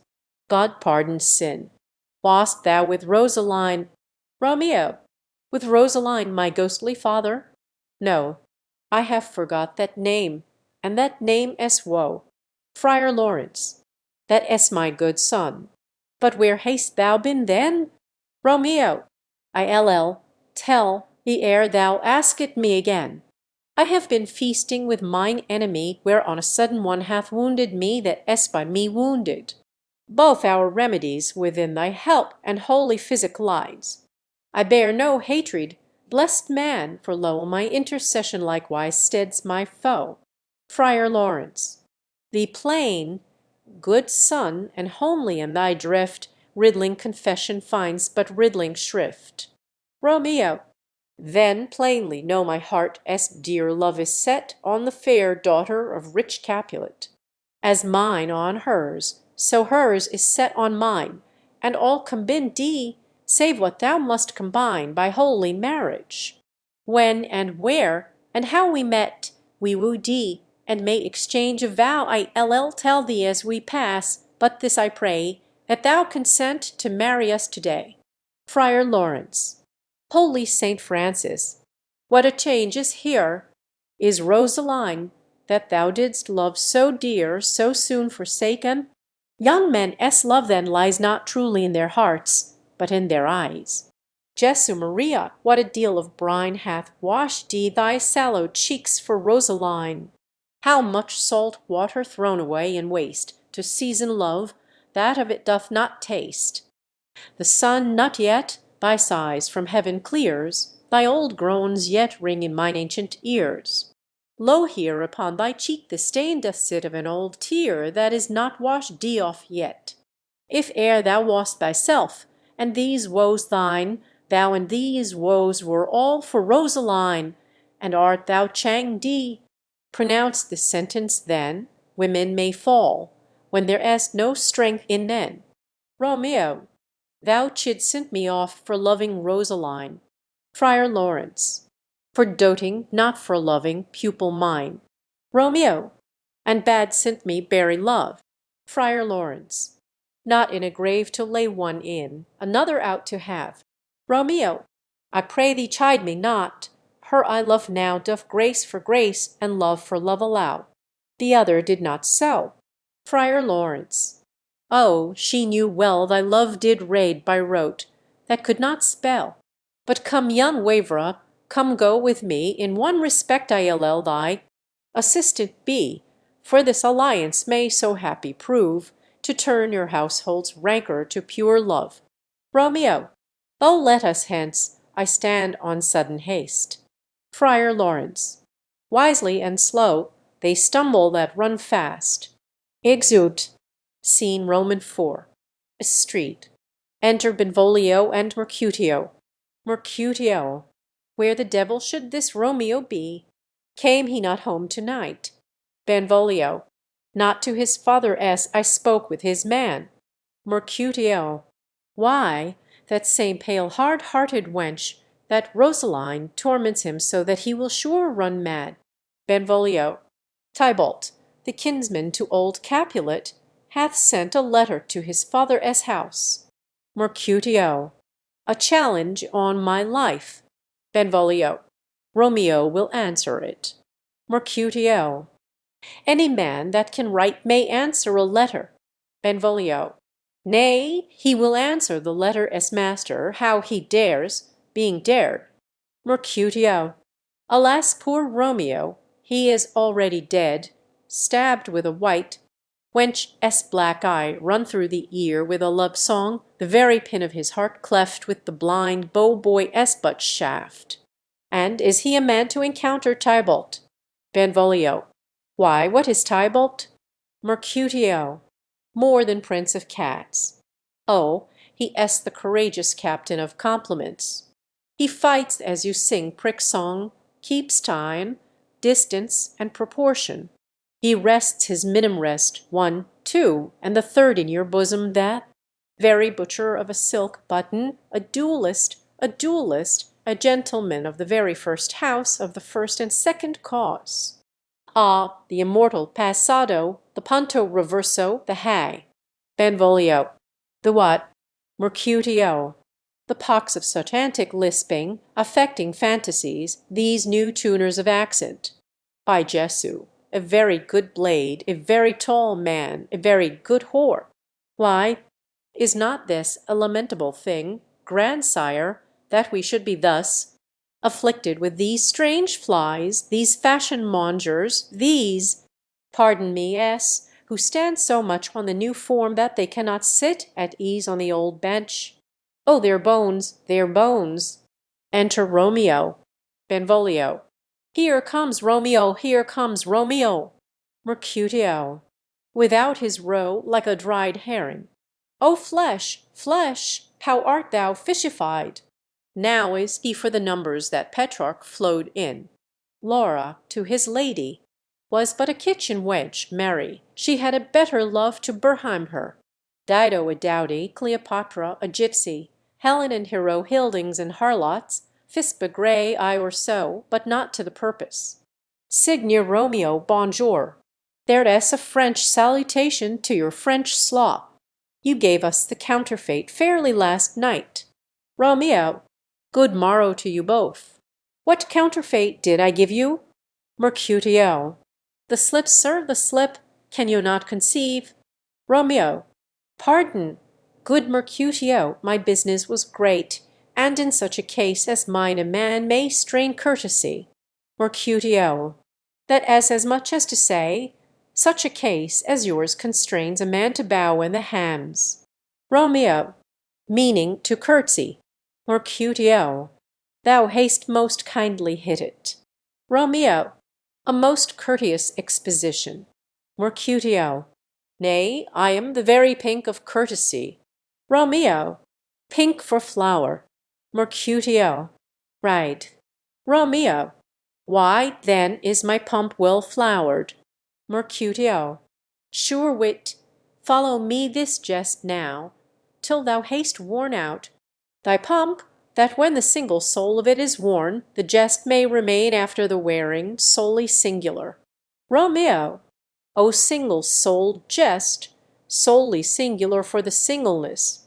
Mercutio! Come between us, good Benvolio, my wits faint. Romeo! Swits and spurs, or I'll cry a match. Mercutio! Nay, if thy wits run the wild goose chase, I am done. Or thou hast more of the wild goose in one of thy wits than I am sure I have in my whole 5. Was I with you there for the goose? Romeo! Thou wast never with me for anything when thou wast not there for the goose. Mercutio! I will bite thee by the ear for that jest. Romeo! Nay, good goose, bite not. Mercutio! Thy wit is a very bitter sweeting, it is a most sharp sauce. Romeo! And is it not then well served into a sweet goose? Mercutio! O here is a wit of Cheverel that stretches from an inch narrow to an ell broad. Romeo! I stretch it out for that word broad, which added to the goose proves thee far and wide a broad goose. Mercutio! Why is not this better now than groaning for love? Now art thou sociable, now art thou Romeo, now art thou what thou art by art as well as by nature. For this drivelling love is like a great natural that runs lolling up and down to hide his bauble in a hole. Benvolio. Stop there, stop there. Mercutio. Thou desirest me to stop in my tail against the hair. Benvolio. Thou wouldst else have made thy tail large. Mercutio. Oh, thou art deceived. I would have made it short, for I was come to the whole depth of my tail, and meant indeed to occupy the argument no longer. Enter nurse and Peter. Romeo. Here is goodly gear. A sail, a sail. Mercutio. Two, a shirt and a smock. Nurse. Peter. Peter. Nurse. My fan, Peter. Mercutio. Good Peter, to hide her face, for her fan is the fairer face. Nurse. Gaudy good morrow, gentlemen. Mercutio. Gaudy good den, fair gentlewoman. Nurse. Is it good den? Mercutio. 'Tis no less, I tell ye, for the bawdy hand of the dial is now upon the prick of noon. Nurse. Out upon you. What a man are you? Romeo. One gentlewoman that God hath made for himself to mar. Nurse. By my troth, it is well said for himself to mar, quoth A. Gentlemen, can any of you tell me where I may find the young Romeo? Romeo. I can tell you, but young Romeo will be older when you have found him than he was when you sought him. I am the youngest of that name, for fault of a worse. Nurse. You say well. Mercutio. Yea, is the worst well. Very well took, I faith, wisely, wisely. Nurse. If you be he, sir, I desire some confidence with you. Benvolio. She will indict him to some supper. Mercutio. Abawd. So ho. Romeo. What hast thou found? Mercutio. No hare, sir, unless a hare, sir, in a Lenten pie, that is something stale and hoar ere it be spent. Sings an old hare whore, and an old hare whore is very good meat in Lent, but a hare that is hoar is too much for a score when it whores ere it be spent. Romeo, will you come to your father S? We to dinner thither. Romeo, I will follow you. Mercutio. Farewell, ancient lady, farewell, lady. Exeunt Mercutio and Benvolio. Nurse. I pray you, sir, what saucy merchant was this that was so full of his ropery? Romeo. A gentleman, nurse, that loves to hear himself talk, and will speak more in a minute than he will stand to in a month. Nurse. And to speak anything against me, I'll take him down, and a were lustier than he is, and 20 such jacks. And if I cannot, I'll find those that shall. Scurvy knave! I am none of his flirt gills, I am none of his skeins mates. And thou must stand by too and suffer every knave to use me at his pleasure. Peter, I saw no man use you at his pleasure. If I had, my weapon should quickly have been out. I warrant you I dare draw as soon as another man if I see occasion in a good quarrel and the law on my side. Nurse, now, afore God, I am so vexed that every part about me quivers. Scurvy knave! Pray you, sir, a word, and as I told you my young lady bid me inquire you out, what she bade me say I will keep to myself. But first let me tell ye, if ye should lead her in a full paradise, as they say, it were a very gross kind of behaviour, as they say, for the gentlewoman is young. And therefore if you should deal double with her, truly it were an ill thing to be offered to any gentlewoman, and very weak dealing. Romeo, nurse, commend me to thy lady and mistress. I protest unto thee, nurse, good heart, and I faith I will tell her as much. Lord, Lord, she will be a joyful woman. Romeo, what wilt thou tell her, nurse? Thou dost not mark me. Nurse, I will tell her, sir, that you do protest, which, as I take it, is a gentlemanlike offer. Romeo, bid her devise some means to come to shrift this afternoon, and there she shall at Friar Lawrence Selby shrivedy and married. Here is for thy pains. Nurse, no truly, sir, not a penny. Romeo, go to, I say you shall. Nurse, this afternoon, sir. Well, she shall be there. Romeo, and stay, good nurse, behind the abbey wall. Within this hour my man shall be with thee, and bring thee cords made like a tackled stair, which to the high topgallant of my joy must be my convoy in the secret night. Farewell, be trusty, and I'll quit thy pains. Farewell, commend me to thy mistress. Nurse, now God in heaven bless thee. Hark you, sir. Romeo, what say'st thou, my dear nurse? Nurse, is your man secret? Did you need or hear say two may keep counsel, putting one away? Romeo, I warrant thee my man as true as steel. Nurse, well, sir, my mistress is the sweetest lady. Lord, Lord, when 'twas a little prating thing, oh, there is a nobleman in town, one, Paris, that would fain lay knife aboard, but she, good soul, had as lief see a toad, a very toad, as see him. I anger her sometimes, and tell her that Paris is the proper man. But I'll warrant you, when I say so, she looks as pale as any cloud in the versal world. Doth not Rosemary and Romeo begin both with a letter? Romeo. Ay, nurse, what of that? Both with an R. Nurse. Ah, mocker. That s the dog s name. R is for the no, I know it. Begins with some other letter. And she hath the prettiest sententious of it, of you and Rosemary, that it would do you good to hear it.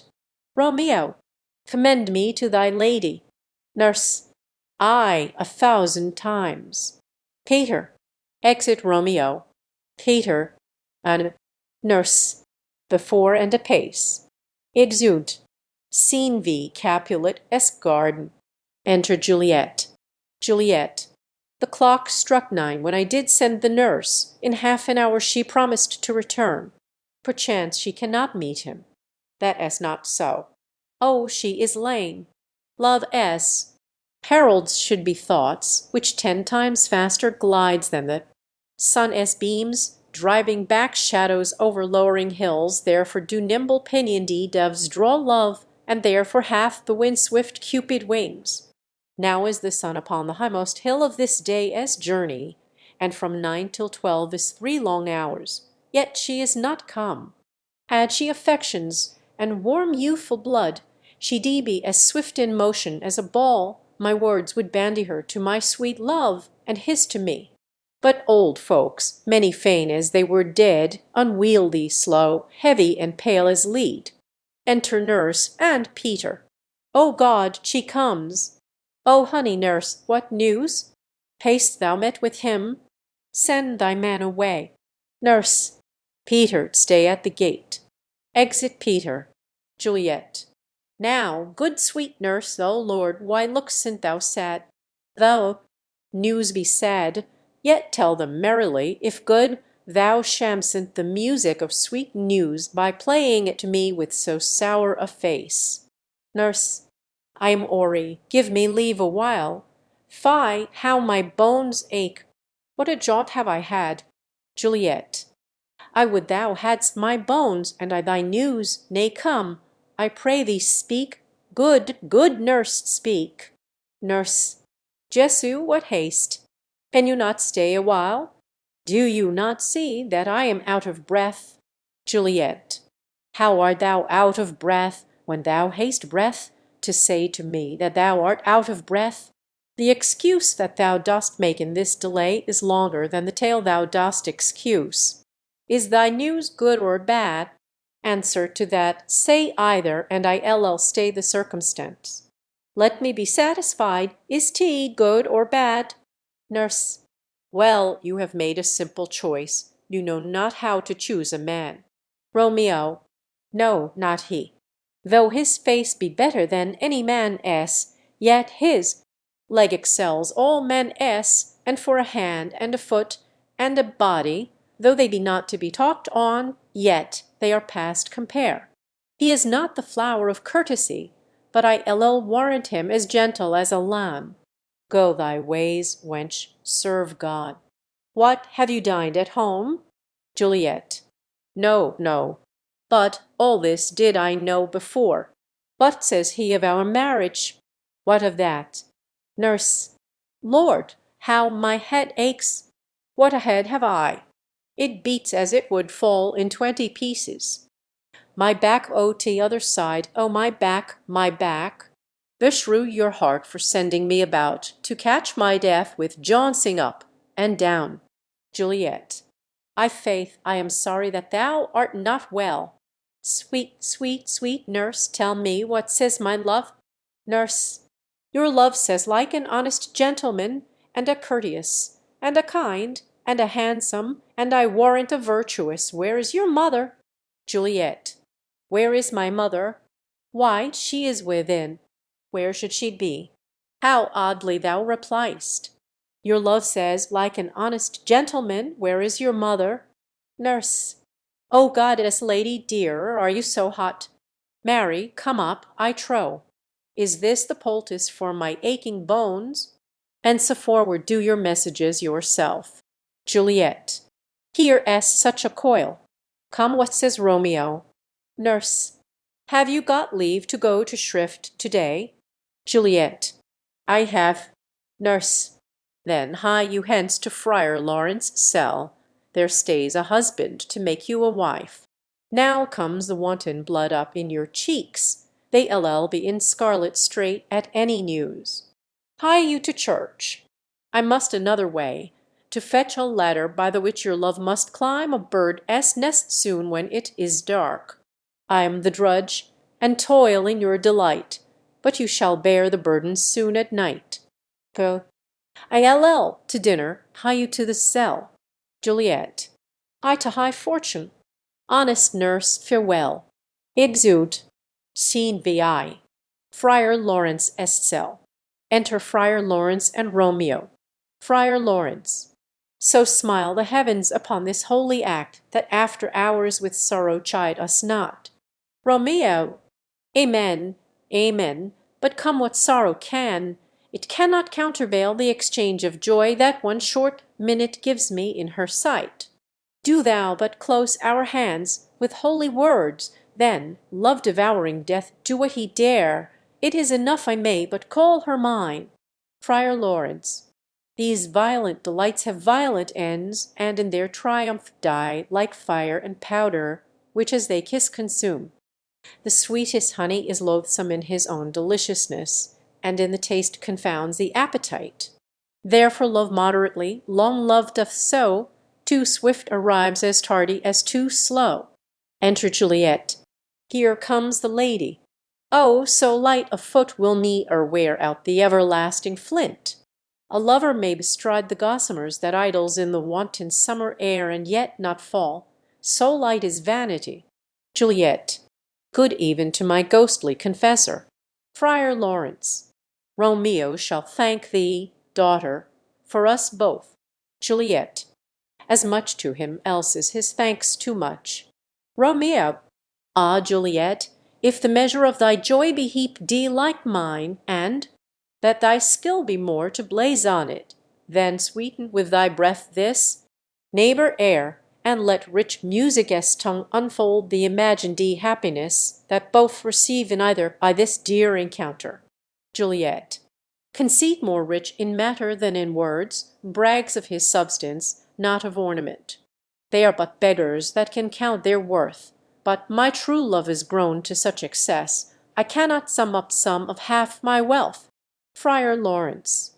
Come, come with me, and we will make short work, for, by your leaves, you shall not stay alone till Holy Church incorporate two in one. Exeunt. Act Roman 3. Scene I.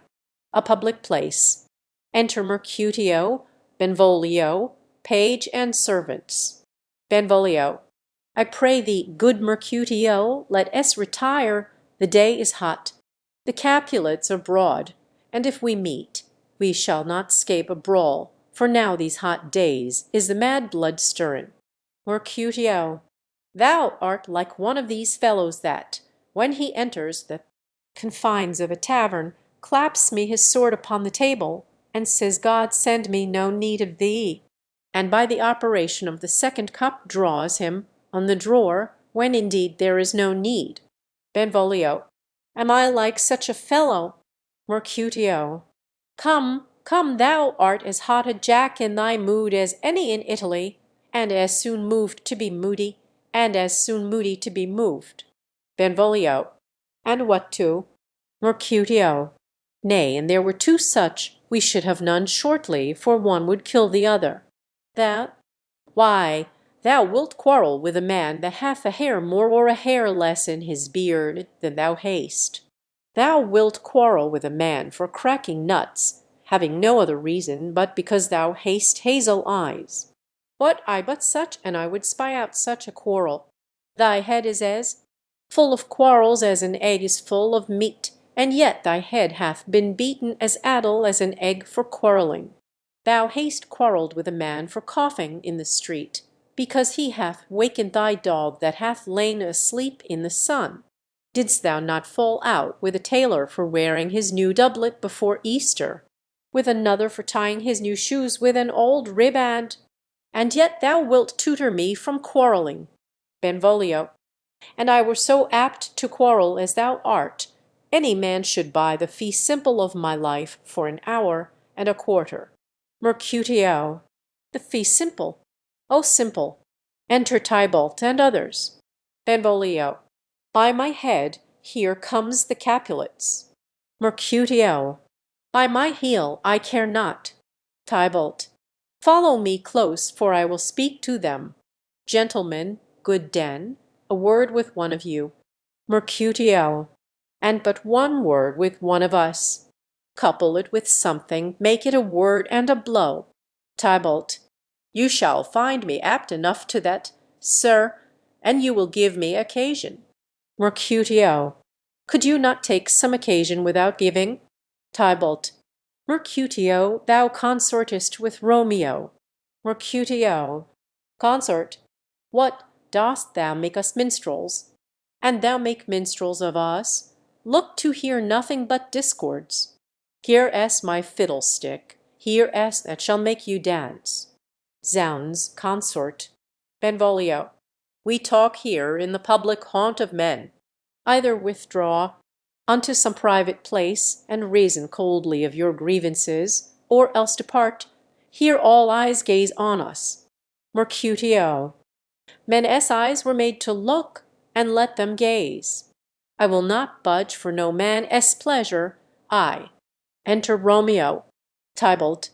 Well, peace be with you, sir, here comes my man. Mercutio.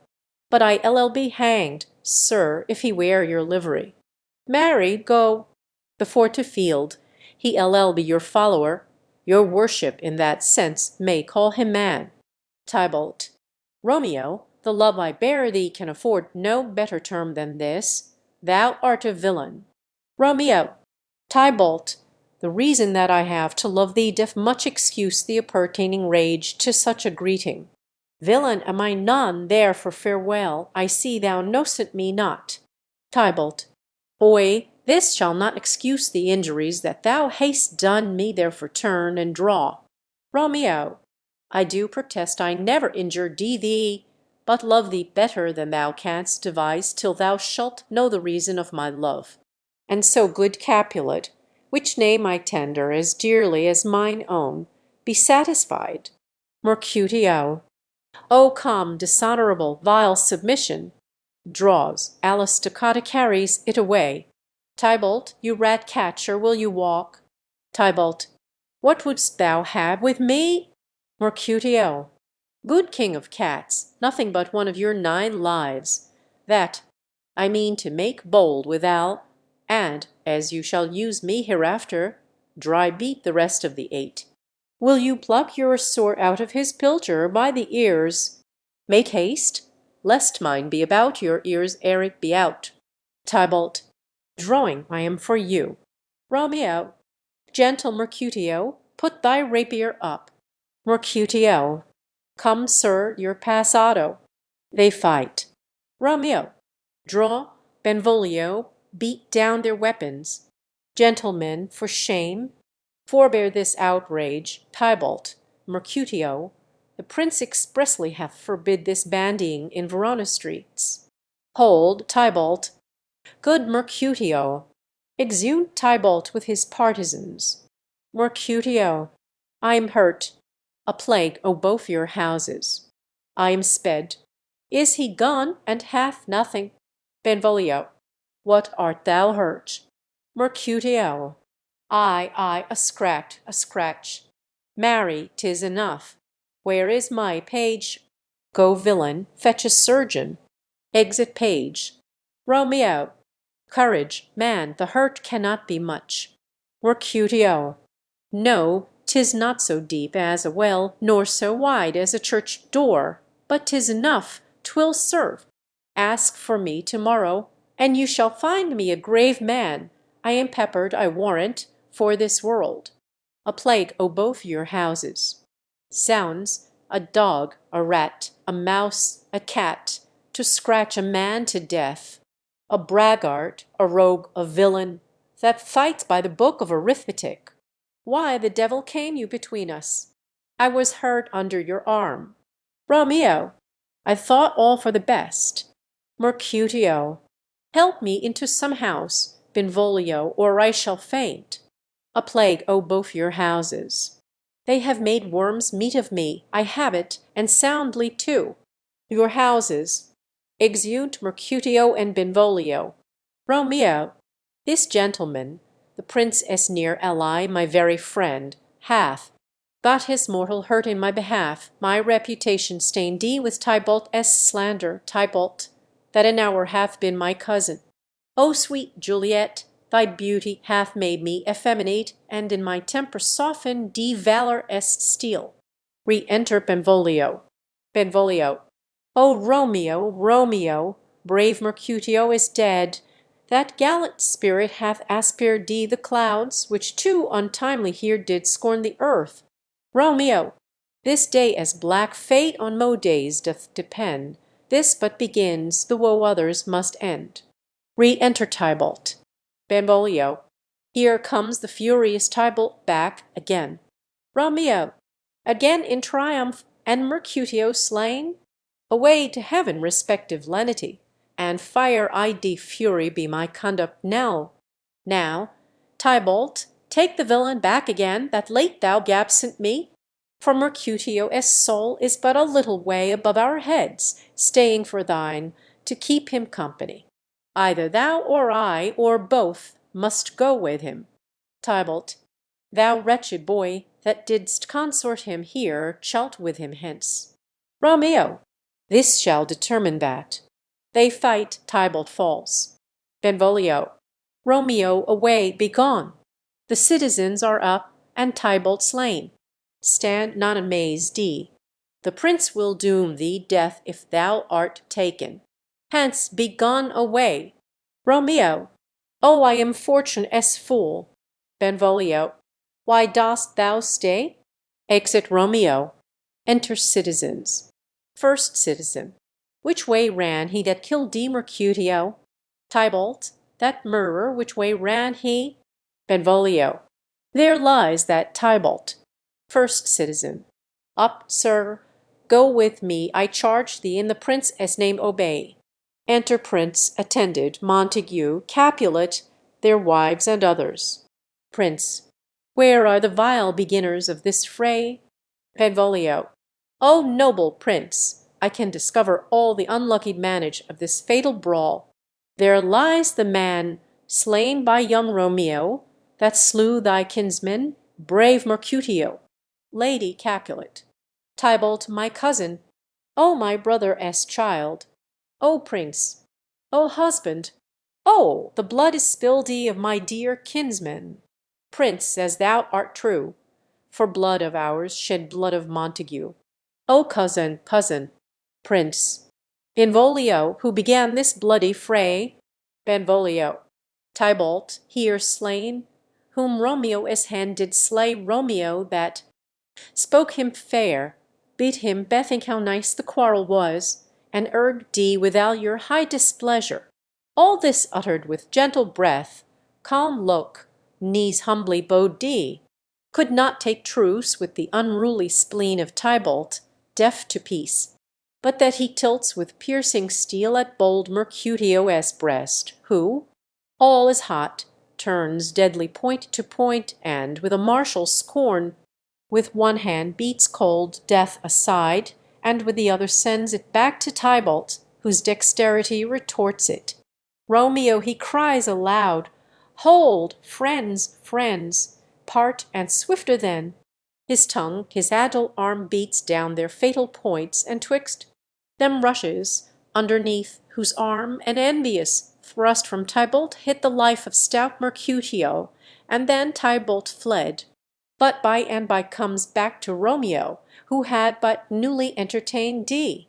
Revenge, and to tea they go like lightning, for, ere I could draw to part them, was stout Tybalt slain, and as he fell did Romeo turn and fly. This is the truth, or let Benvolio die. Lady Capulet, he is a kinsman to the Montague. Affection makes him false, he speaks not true.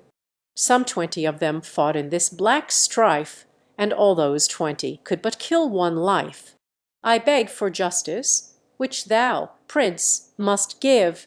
Romeo slew Tybalt, Romeo must not live.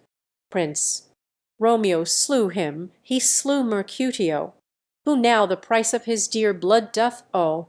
Montague, not Romeo, prince, he was Mercutio's friend, his fault concludes but what the law should end, the life of Tybalt. Prince, and for that offence immediately we do exile him hence.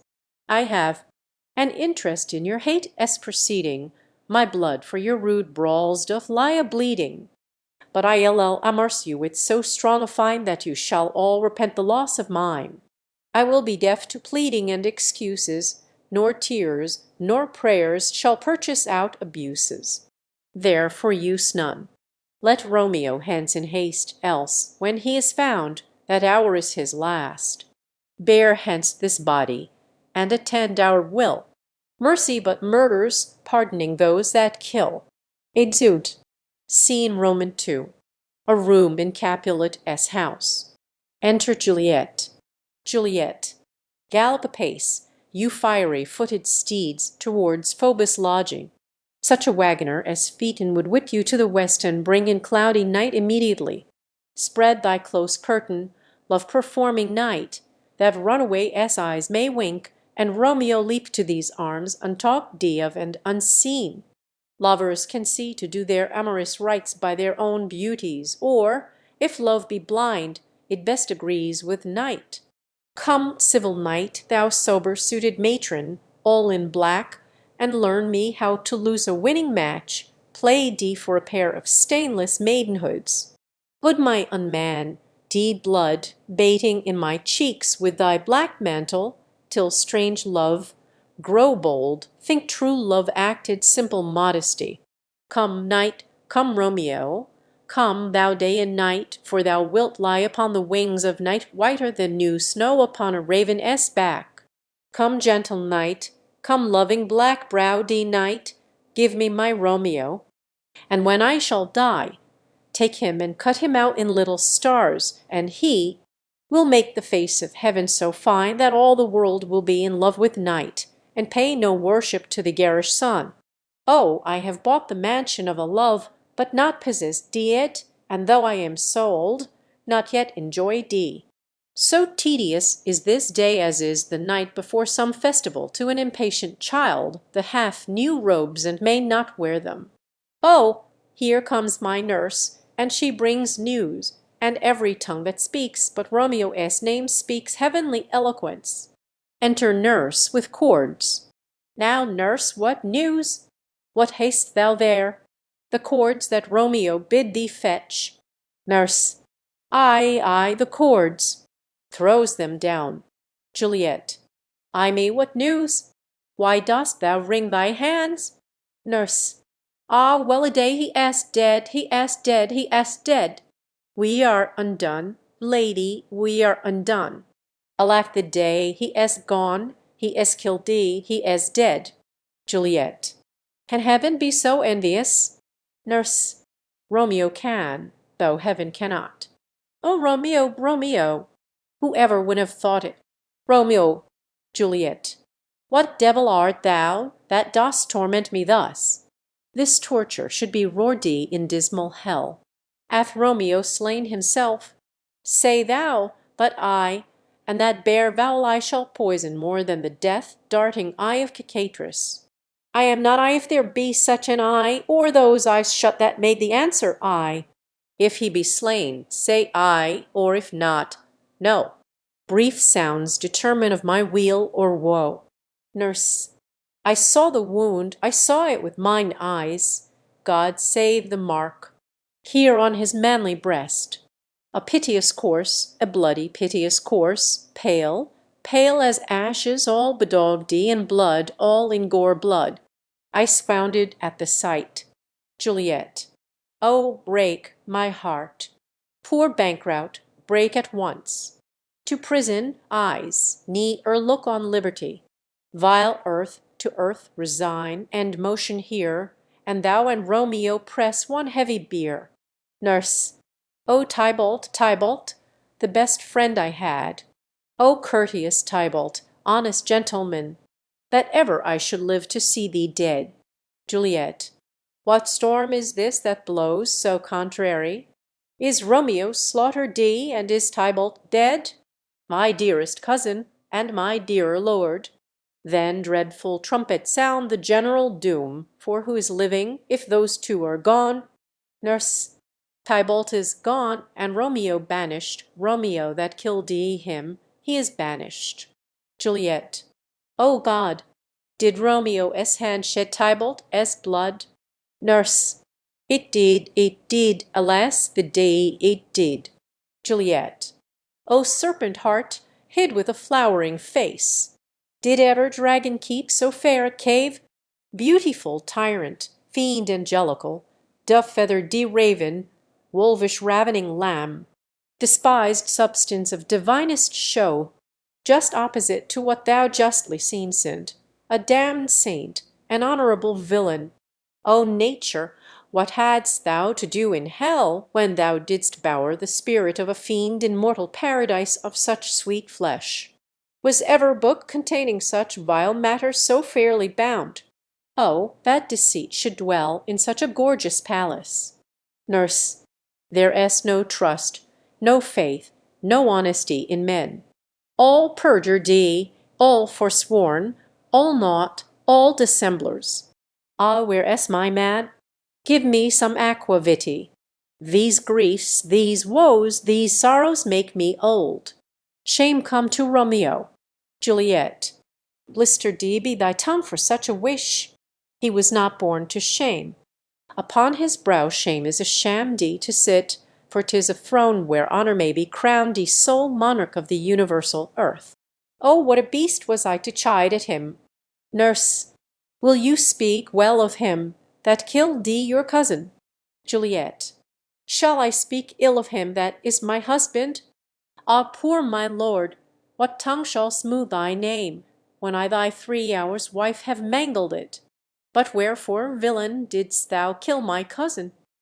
That villain cousin would have killed thee my husband. Back, foolish tears, back to your native spring, your tributary drops belong to woe, which you mistaking offer up to joy. My husband lives, that Tybalt would have slain, and Tybalt as dead, that would have slain my husband. All this is comfort, wherefore weep I then? Some word there was worser than Tybalt as death, that murder deem me. I would forget it fain, but oh, it presses to my memory like damned guilty deeds to sinners' minds. Tybalt is dead, and Romeo banished. That banished, that one word banished, hath slain 10,000 Tybalts. Tybalt as death was woe enough, if it had ended there, or if sour woe delights in fellowship, and needly will be rank D with other griefs. Why follow D not, when she said Tybalt as dead, thy father or thy mother, nay or both, which modern lamentation might have moved D? But with a rearward following Tybalt as death, Romeo is banished to speak that word as father, mother, Tybalt, Romeo, Juliet, all slain, all dead. Romeo is banished, there is no end, no limit, measure, bound in that word as death, no words can that woe sound. Where is my father and my mother, nurse? Nurse, weeping and wailing over Tybalt s corse. Will you go to them? I will bring you there. Juliet. Wash they his wounds with tears. Mine shall be spent, when theirs are dry, for Romeo s banishment. Take up those cords. Poor ropes, you are beguiled thee, both you and I, for Romeo is exiled thee. He made you for a highway to my bed, but I, a maid, die maiden widowed. Come cords, come nurse, I ll to my wedding bed, and death, not Romeo, take my maidenhead. Nurse, hie to your chamber. I ll find Romeo to comfort you. I wot well where he is. Hark ye, your Romeo will be here at night. I ll to him, he is hid at Lawrence's cell. Juliet. Oh, find him, give this ring to my true knight, and bid him come to take his last farewell. Exeunt. Scene Roman 3. Friar Lawrence s cell. Enter Friar Lawrence. Friar Lawrence. Romeo, come forth, thou fearful man. Affliction is enamoured of thy parts, and thou art wedded to calamity. Enter Romeo. Romeo. Father, what news? But is the prince as doom? What sorrow craves acquaintance at my hand, that I yet know not? Friar Lawrence. Too familiar is my dear son with such sour company. I bring thee tidings of the prince as doom. Romeo. What less than doomsday is the prince as doom? Friar Lawrence. A gentler judgment banished thee from his lips, not body is death, but body is banishment. Romeo. I'll banishment. Be merciful, say death, for exile hath more terror in his look, much more than death. Do not say banishment. Friar Lawrence. Hence from Verona art thou banished. Be patient, for the world is broad and wide. Romeo. There is no world without Verona walls, but purgatory, torture, hell itself. Hence banished is banished D from the world, and world s exile is death. Then banished is death misterm D. Calling death banished, thou cutt'st my head off with a golden axe, and smilest upon the stroke that murders me. Friar Lawrence. O deadly sin, O rude unthankfulness! Thy fault our law. calls death, but the kind prince, taking thy part, hath brushed thee aside the law, and turned thee that black word death to banishment. This is dear mercy, and thou seest it not. Romeo, 'tis torture, and not mercy. Heaven is here where Juliet lives, and every cat and dog, and little mouse, every unworthy thing, live here in heaven and may look on her, but Romeo may not. More validity, more honourable state, more courtship lives in carrion flies than Romeo. They may seize on the white wonder of dear Juliet's hand, and steal immortal blessing from her lips, who, even in pure and vestal modesty, still blush as thinking their own kisses sin. But Romeo may not. He is banished. This may flies do, when I from this must fly. They are free men, but I am banished. And say'st thou yet that exile is not death? Hadst thou no poison mixed thee, no sharp ground knife, no sudden mean of death, though ne'er so mean, but banished to kill me, banished. O friar, the damned use that word in hell. Howling attends it. How haste thou the heart, being a divine, a ghostly confessor, a sin absolver, and my friend profess thee, to mangle me with that word banished? Friar Lawrence. Thou fond mad man, hear me speak a little. Romeo. Oh, thou wilt speak again of banishment. Friar Lawrence. I'll give thee armour to keep off that word, adversity as sweet milk, philosophy, to comfort thee though thou art banished. Romeo. Yet banished. Hang up philosophy. Unless philosophy can make Juliet, displant a town, reverse a princess' doom, it helps not, it prevails not. Talk no more. Friar Lawrence. Oh, then I see that madmen have no ears. Romeo. How should they when that wise man have no eyes? Friar Lawrence. Let me dispute with thee of thy estate. Romeo. Thou canst not speak of that thou dost not feel. Wert thou as young as I, Juliet thy love, an hour but married, Tybalt murdered, doting like me, and like me banished, then mightst thou speak then? Mightst thou tear thy hair, and fall upon the ground as I do now, taking the measure of an unmade grave? Knocking within. Friar Lawrence. Arise, one knocks. Good Romeo, hide thyself. Romeo. Not I, unless the breath of heartsick groans mist-like enfold me from the search of eyes. Knocking. Friar Lawrence. Hark, how they knock! Who is there? Romeo, arise, thou wilt be taken. Stay a while. Stand up. Knocking. Run to my study. By and by. God-s will, what simpleness is this? I come, I come. Outing. Who knocks so hard? Whence come you? What-s your will? Nurse. Within, let me come in, and you shall know my errand. I come from Lady Juliet. Friar Lawrence. Welcome then. Enter nurse. Nurse. O holy friar, oh, tell me, holy friar, where is my Lady Lord, where is Romeo? Friar Lawrence. There on the ground, with his own tears made drunk. Nurse. Oh, he is even in my mistress' case. Just in her case. O woeful sympathy! Piteous predicament! Even so lies she, blubbering and weeping, weeping and blubbering. Stand up, stand up, stand, and you be a man. For Juliet's sake, for her sake, rise and stand. Why should you fall into so deep an Romeo. Nurse. Nurse. Ah, sir, death is the end of all.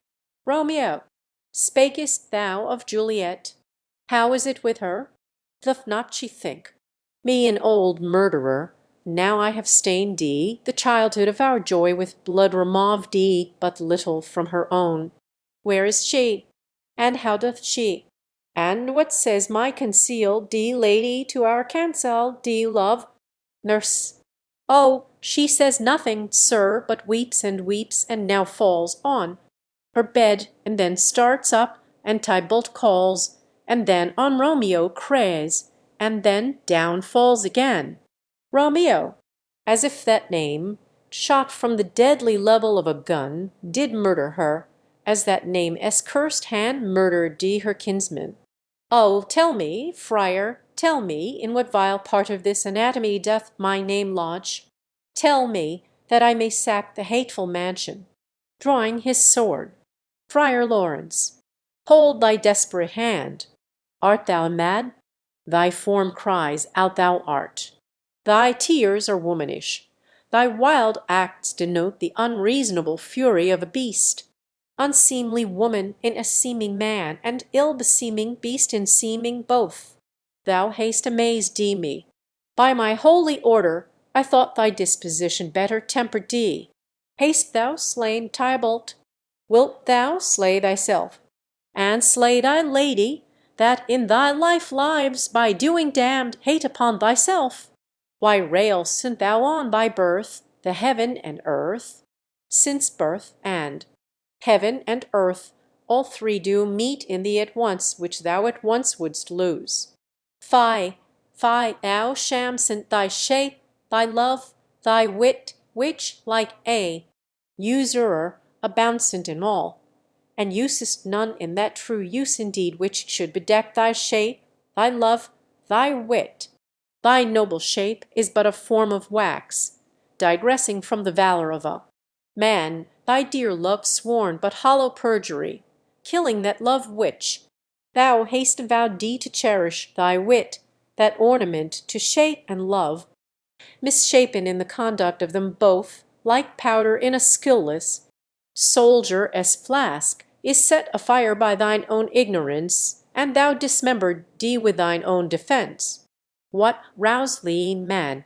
Thy Juliet is alive, for whose dear sake thou wast but lately dead. There art thou happy. Tybalt would kill thee, but thou slewst Tybalt. There art thou happy. The law that threatened thee death becomes thy friend, and turns it to exile. There art thou happy. A pack of blessings light upon thy back. Happiness courts thee in her. Best array, but like a misshaped and sullen wench, thou putsent up thy fortune and thy love. Take heed, for such die miserable. Go, get thee to thy love as was decreed, ascend her chamber hence, and comfort her. But look thou stay not till the watch be set, for then thou canst not pass to Mantua, where thou shalt live till we can find a time to blaze your marriage, reconcile your friends, beg pardon of the prince, and call thee back with 20,000 times more joy than thou wentst forth in lamentation. Go before, nurse. Commend me to thy lady, and bid her hasten all the house to bed, which heavy sorrow makes them apt unto. Romeo is coming. Nurse. O Lord, I could have stayed thee here all the night to hear good counsel. Oh, what learning is! My lord, I'll tell my lady you will come. Romeo. Do so, and bid my sweet prepare to chide. Nurse. Here, sir, a ring she bid me give you, sir. You make haste, for it grows very late. Exit. Romeo. How well my comfort is revived by this. Friar Lawrence. Go hence, good night, and here stands all your state, either be gone before the watch be set, or by the break of day diswhiz thee from hence. Sojourn in Mantua. I'll find out your man, and he shall signify from time to time every good hap to you that chances here. Give me thy hand. 'Tis late. Farewell. Good night. Romeo. But that a joy past joy calls out on me, it were a grief so brief to part with thee. Farewell. Exeunt. Scene Roman 4. A room in Capulet's house. Enter Capulet, Lady Capulet, and Paris. Capulet. Things have fallen out, sir, so unluckily that we have had no time to move our daughter. Look you, she loved her kinsman Tybalt dearly, and so did I. Well, we were born to die. 'Tis very late. She'll not come down to-night. I promised you, but for your company I would have been abed an hour ago. Paris. These times of woe afford no tune to woo. Madam, good night. Commend me to your daughter, Lady Capulet. I will, and know her mind early tomorrow. Tonight she es mudi up to her heaviness. Capulet. Sir Paris, I will make a desperate tender of my child es love. I think she will be ruled in all respects by me, nay more, I doubt it not. Wife, go you to her ere you go to bed, acquaint her here of my son. Paris, love, and bid her mark you me on Wednesday next, but soft, what day is this? Paris. Monday, my lord. Capulet. Monday. Ha ha. Well, Wednesday is too soon. A Thursday let it be. A Thursday. Tell her she shall be married to this noble earl. Will you be ready? Do you like this haste? We ll keep no great ado way. Friend or two, for, hark you, Tybalt being slain so late, it may be thought we held him carelessly, being our kinsman, if we revel much. Therefore we ll have some half a dozen friends, and there an end. But what say you to Thursday? Paris. My lord, I would that Thursday were tomorrow. Capulet. Well, get you gone. A Thursday be it then. Go you to Juliet ere you go to bed, prepare her, wife, against this wedding day. Farewell, my lord. Light to my chamber, ho! For me, it is so very, very late that we may call it early by and by. Good night. Exeunt. Scene V. An open gallery to Juliet's chamber, overlooking the garden. Enter Romeo and Juliet. Juliet. Wilt thou be gone? It is not yet near day. It was that nightingale, and not the lark, that pierced thee the fearful hollow of thine ear. Nightly she sings on yond pomegranate tree. Believe me, love, it was the nightingale. Romeo. It was the lark, the herald of the morn, no nightingale. Look, love, what envious streaks do lace the severing clouds in yonder east. Night's candles are burned out, and jocund day stands tiptoe on the misty mountain tops. I must be gone and live, or stay and die. Juliet. Yond light is not daylight. I know it. Ay, it is some meteor that the sun exhales to be to thee this night a torch-bearer and light thee on thy way to Mantua. Therefore stay yet, thou needst it not to be gone. Romeo. Let me be ta'en, let me be put to death, I am content, so thou wilt have it so. I'll say yon grey is not the morning eye, 'tis but the pale reflex of Cynthia's brow, nor that is not the lark, whose notes do beat the vaulty heaven so high above our heads. I have more care to stay than will to go. Come, death, and welcome. Juliet wills it so. Ours day, my soul. Let us talk. It is not day. Juliet. It is. Hie hence, be gone away. It is the lark that sings so out of tune, straining harsh discords and unpleasing sharps. Some say the lark makes sweet division. This doth not so, for she divideth us. Some say the lark enloathed to change eyes. Oh, now I would they had chankty voices too, since arm from arm that voice doth us affray, hunting thee hence with hunt us up to the day. Oh, now be gone. More light and light it grows. Romeo. More light and light, more dark and dark our woes. Enter nurse. Nurse. Madam. Juliet. Nurse. Nurse. Your lady mother is coming to your chamber. The day is broke. Be wary. Look about. Exit. Juliet. Then window let day in and let life out. Romeo. Farewell, farewell, one kiss, and I'll descend. Descends. Juliet. Art thou gone so? Love, lord, I husband, friend, I must hear from thee every day in the hour, for in a minute there are many days. Oh, by this count I shall be much in years ere I again behold my Romeo. Romeo. Farewell.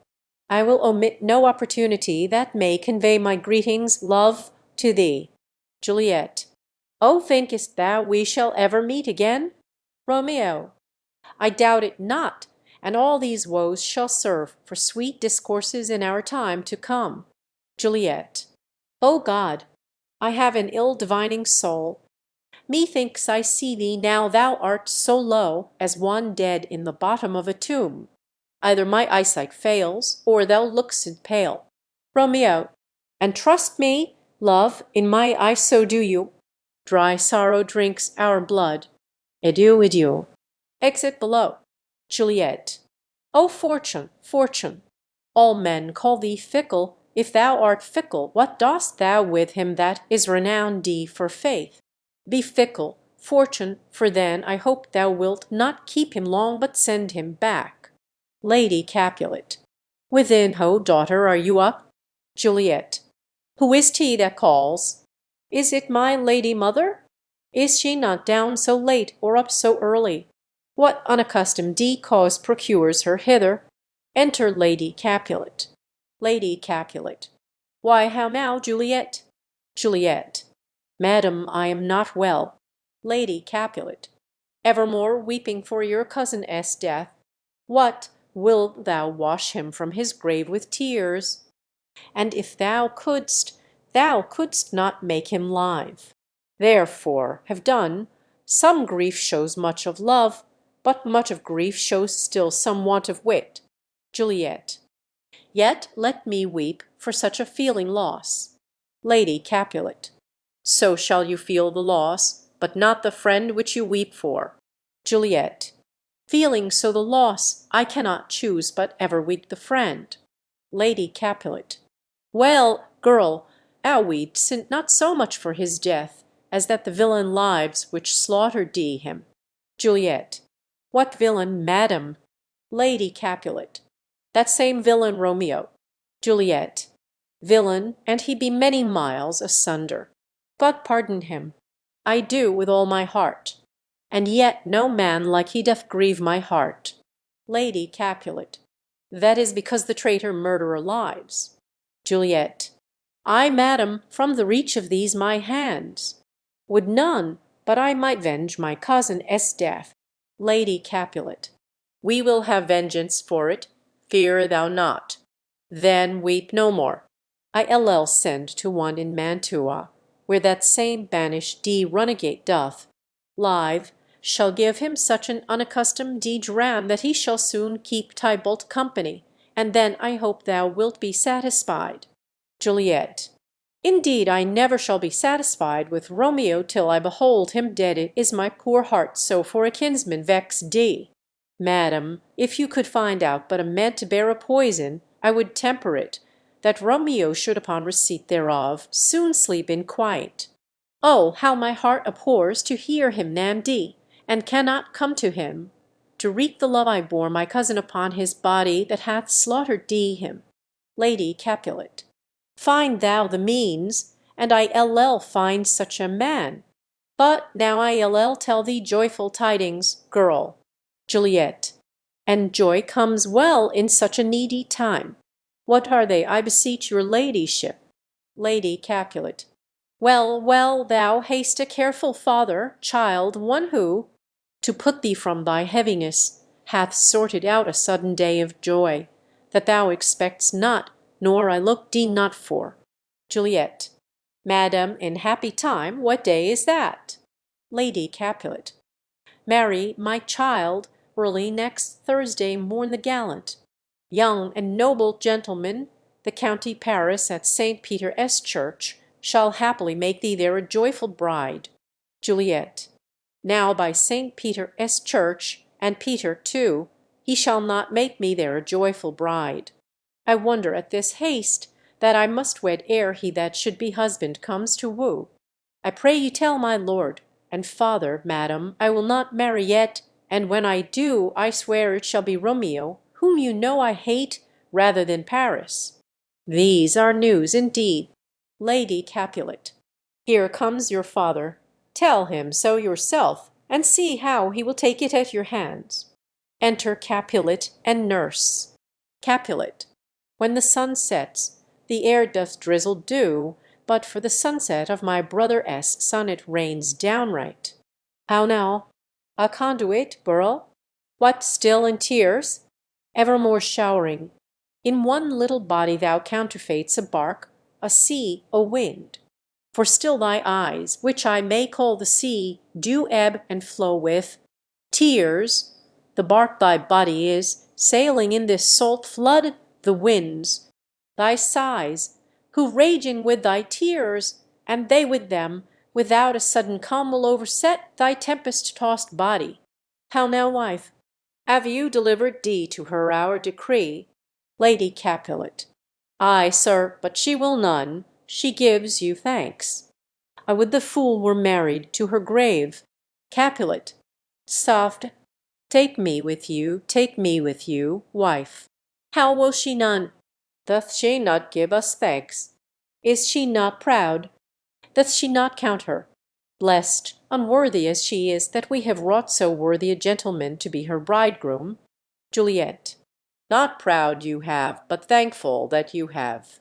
Proud can I never be of what I hate, but thankful even for hate that is meant love. Capulet. How now, chop de logic. What is this? Proud, and I thank you not, and yet not proud. Mistress Minnie and you thank me no thankings, nor proud me no prouds. But fettle your fine joints gainst Thursday next to go with Paris to St. Peter*s Church, or I will drag thee on a hurdle thither. Out, you green sickness carrion! Out, you baggage! You tallow face! Lady Capulet. Fie! What, are you mad? Juliet. Good father, I beseech you on my knees, hear me with patience but to speak a word. Capulet. Hang thee young baggage, disobedient wretch! I tell thee what, get thee to church a Thursday, or never after look me in the face. Speak not, reply not, do not answer me. My fingers itch. Wife, we scarce thought us blessed that God had lent us but this only child, but now I see this one is one too much, and that we have a curse in having her. Out on her, Hilding. Nurse. God in heaven bless her. You are to blame, my lord, to rate her so. Capulet. And why, my lady Wisdom? Hold your tongue, good Prudence, smatter with your gossips. Go. Nurse. I speak no treason. Capulet. O body good N. Nurse. May not one speak? Capulet. Peace, you mumbling fool. Utter your gravity, O Gossip*s bowl, for here we need it not. Lady Capulet. You are too hot. Capulet. God*s bread, it makes me mad. Day, night, hour, ride, time. Work, play, alone, in company, still my care hath been to have her. Match D, and having now provided a gentleman of noble parentage, of fair demesnes, youthful and nobly allied, stuff D, as they say, with honourable parts, proportion D as one S thought would wish a man, and then to have a wretched puling fool, a whining mammet, in her. Fortune as tender, to answer I LL not wed, I cannot love, I am too young, I pray you pardon me. But, and you will not wed, I LL pardon you. Graze where you will, you shall not house with me.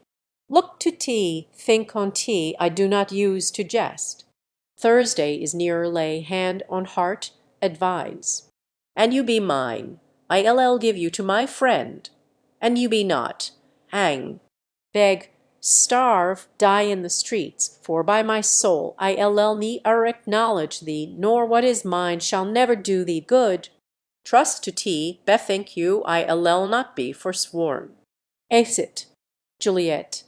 Is there no pity sitting in the clouds, that sees into the bottom of my grief? O sweet my mother, cast me not away, delay this marriage for a month, a week, or, if you do not, make the bridal bed in that dim monument where Tybalt lies.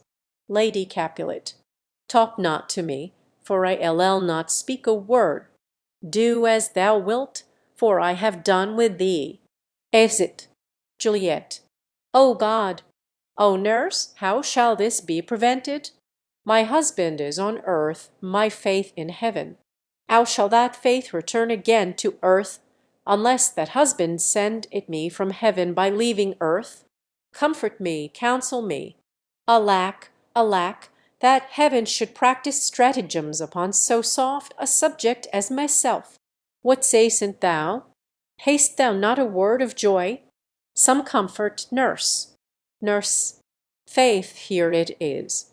Romeo is banished, and all the world to nothing that he dares ne'er come back to challenge you. Or if he do, it needs must be by stealth. Then, since the case so stands as now it doth, I think it best you married with the county. Oh, he es a lovely gentleman. Romeo es a dish-cloud to him. An eagle, madam, hath not so green, so quick, so fair an eye as Paris hath. Beshrew my very heart, I think you are happy in this second match, for it excels your first, or if it did not, your first is dead, or twere as good he were, as living here, and you no use of him. Juliet. Speakest thou from thy heart? Nurse. And from my soul too, or else beshrew them both. Juliet. Amen. Nurse. What? Juliet. Well, thou hast comforted me marvellous much. Go in and tell. My lady, I am gone, having displeased thee, my father, to Lawrence cell, to make confession and to be absolved thee. Nurse. Marry, I will, and this is wisely done. Exit. Juliet. Ancient damnation! O most wicked fiend! Is it more sin to wish me thus forsworn, or to dispraise my lord with that same tongue which she hath prized him with above compare so many thousand times? Go, counsellor. Thou and my bosom henceforth shall be twain. I ll to the friar to know his remedy. If all else fail, myself have power to die. Exit. Act Roman 4. Scene I. Friar Lawrence es cell. Enter Friar Lawrence and Paris. Friar Lawrence. On Thursday, sir. The time is very short. Paris. My father Capulet will have it so, and I am nothing slow to slack his haste. Friar Lawrence. You say you do not know the lady s mind. Uneven is the course, I like it not.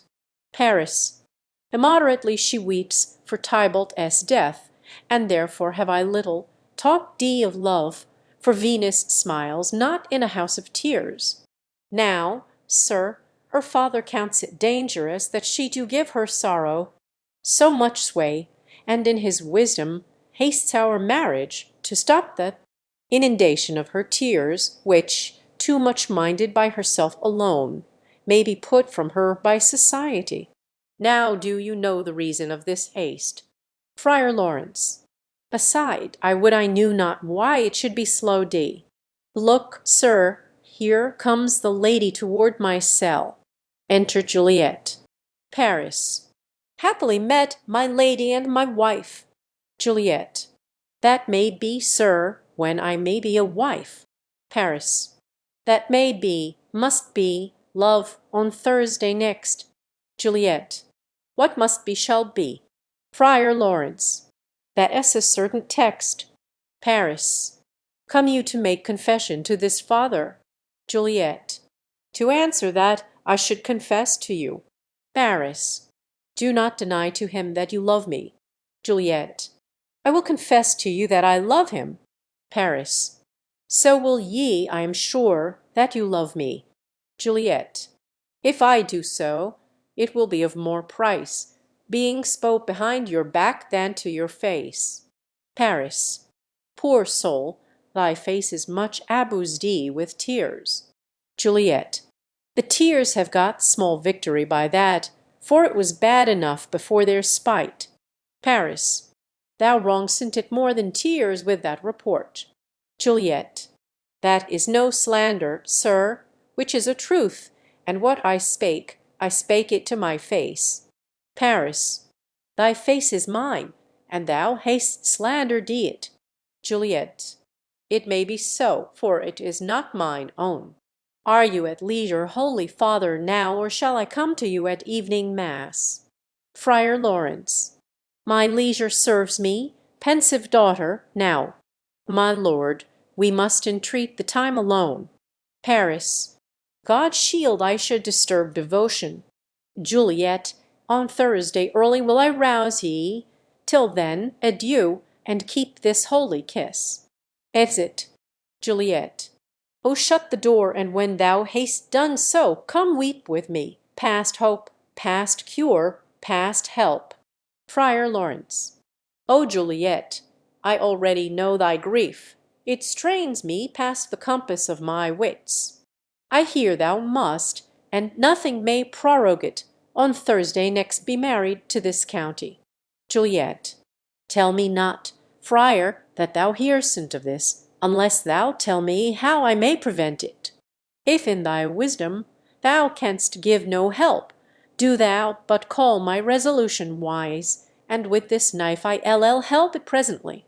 God join thee, my heart, and Romeo s, thou our hands, and ere this hand by thee to Romeo s seal D shall be the label to another deed, or my true heart with treacherous revolt turn to another, this shall slay them both.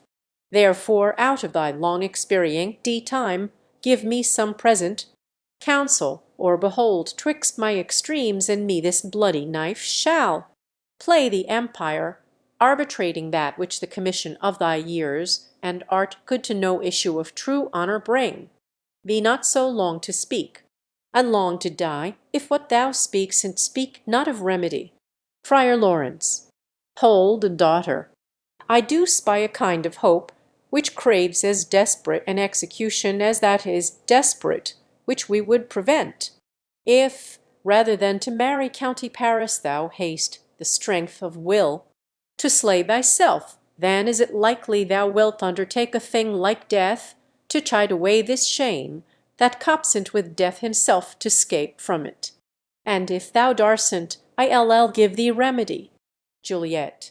Oh, bid me leap, rather than marry Paris, from off the battlements of yonder tower, or walk in thievish ways, or bid me lurk where serpents are. Chain me with roaring bears, or hide me nightly in a charnel house. Or cover D quite with dead men's rattling bones, with reeky shanks and yellow chapless skulls. Or bid me go into a new-made grave, and hide me with a dead man in his shroud, things that, to hear them told, have made me tremble, and I will do it without fear or doubt, to live an unstained D wife to my sweet love. Friar Lawrence. Hold then. Go home, be merry, give consent to marry Paris. Wednesday it is tomorrow. Tomorrow night look that thou lie alone. Let not thy nurse lie with thee in thy chamber. Take thou this vial, being then in bed, and this distilled liquor. Drink thou off, when presently through all thy veins shall run a cold and drowsy humour, for no pulse shall keep his native progress but surcease. No warmth, no breath shall testify thou liedst, the roses in thy lips and cheeks shall fade to polly ashes, thy eyes' windows fall, like death when he shuts up the day of life. Each part deprived of supple government shall stiff and stark and cold appear like death, and in this borrowed likeness of shrunk death thou shalt continue 42 hours, and then awake as from a pleasant sleep. Now when the bridegroom in the morning comes to rouse thee from thy bed, there art thou dead. Then, as the manner of our country is in thy best robes, uncover thee on the bier, thou shalt be borne to that same ancient vault where all the kindred of the Capulets lie. In the meantime, against thou shalt awake, shall Romeo by my letters know our drift, and hither shall he come, and he and I will watch thy waking, and that very night shall Romeo bear thee hence to Mantua. And this shall free thee from this present shame, if no inconstant toy nor womanish fear abate thy valour in the acting it. Juliet. Give me, give me. Oh, tell not me of fear. Friar Lawrence. Hold, get you gone. be strong and prosperous in this resolve. I'll send a friar with speed to Mantua, with my letters to thy lord. Juliet. Love give me strength, and strength shall help afford. Farewell, dear father. Exeunt. Scene Roman 2. All in Capulet's house. Enter Capulet, Lady Capulet, nurse and servants. Capulet. So many guests invite as here are writ. Exit first servant. Sirrah, go hire me 20 cunning cooks. Second servant. You shall have none ill, sir, for I'll try if they can lick their fingers. Capulet. How canst thou try them so? Second servant. Marry, sir, 'tis an ill cook that cannot lick his own fingers, therefore he that cannot lick his fingers goes not with me. Capulet. Go, begone. Exit second servant. We shall be much unfurnished for this time. What, is my daughter gone to Friar Lawrence? Nurse. Ay, forsooth. Capulet. Well, he may chance to do some good on her. A peevish self will de harlotry it is. Enter Juliet. Nurse. See where she comes from shrift with merry look. Capulet. How now, my headstrong? Where have you been gadding? Juliet. Where I have learnt me to repent the sin of disobedient opposition to you and your behests, and am enjoined by holy Lawrence to fall prostrate here, to beg your pardon. Pardon, I beseech you. Henceforward I am ever rolled by you. Capulet. Send for the county, go tell him of this. I'll have this knot knit up tomorrow morning. Juliet.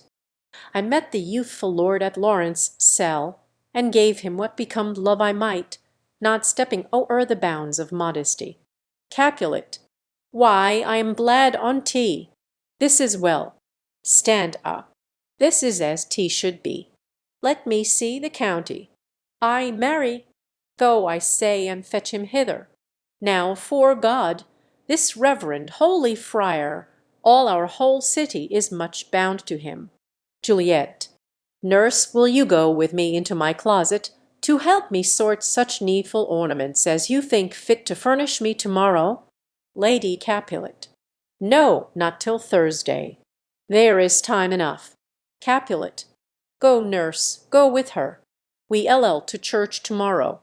Exeunt Juliet and nurse. Lady Capulet.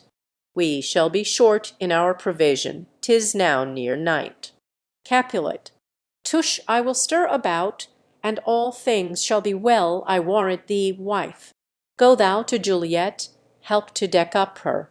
I'll not to bed to-night, let me alone. I'll play the housewife for this once. What ho! They are all forth. Well, I will walk myself to County Paris to prepare him up against tomorrow. My heart is wondrous light since this same wayward girl is so reclaimed. Exeunt. Scene Roman 3. Juliet's chamber. Enter Juliet and nurse. Juliet. Ay, those attires are best. But, gentle nurse, I pray thee, leave me to myself to-night, for I have need of many orisons to move the heavens to smile upon my state, which, well thou know'st, is cross and full of sin. Enter Lady Capulet. Lady Capulet. What, are you busy, ho? Need you my help? Juliet. No, madam, we have called thee such necessaries as are behoveful for our state tomorrow. So please you, let me now be left alone, and let the nurse this night sit up with you, for I am sure you have your hands full all in this so sudden business. Lady Capulet. Good night. Get thee to bed and rest, for thou hast need. Exeunt Lady Capulet and nurse. Juliet. Farewell. God knows when we shall meet again. I have a faint cold fear thrills through my veins that almost freezes up the heat of life. I'll call them back again to comfort me. Nurse, what should she do here? My dismal scene I needs must act alone. Convio, what if this mixture do not work at all? Shall I be married then tomorrow morning? No, no. This shall forbid it. Lie thou there, laying down her dagger. What if it be a poison, which the friar subtly hath ministered thee to have? Me dead, lest in this marriage he should be desired thee because he married me before to Romeo. I fear it is. And yet methinks it should not, for he hath still been tried a holy man. How if, when I am laid into the tomb, I wake before the time that Romeo come to redeem me? Thereas a fearful point. Shall I not then be stifled in the vault, too, whose foul mouth no healthsome air breathes in, and there die strangled ere my Romeo comes? Or, if I live, is it not very like the horrible conceit of death, and night together with the terror of the place, as in a vault an ancient receptacle, where for this many hundred years the bones of all my buried ancestors are packed where bloody Tybalt, yet but green in, earth lies festering in his shroud, where, as they say, at some hours, in the night spirits resort, alack, alack, is it not like that I so, early waking, what with loathsome smells, and shrieks like mandrakes torn out of the earth, that living mortals, hearing them, run mad.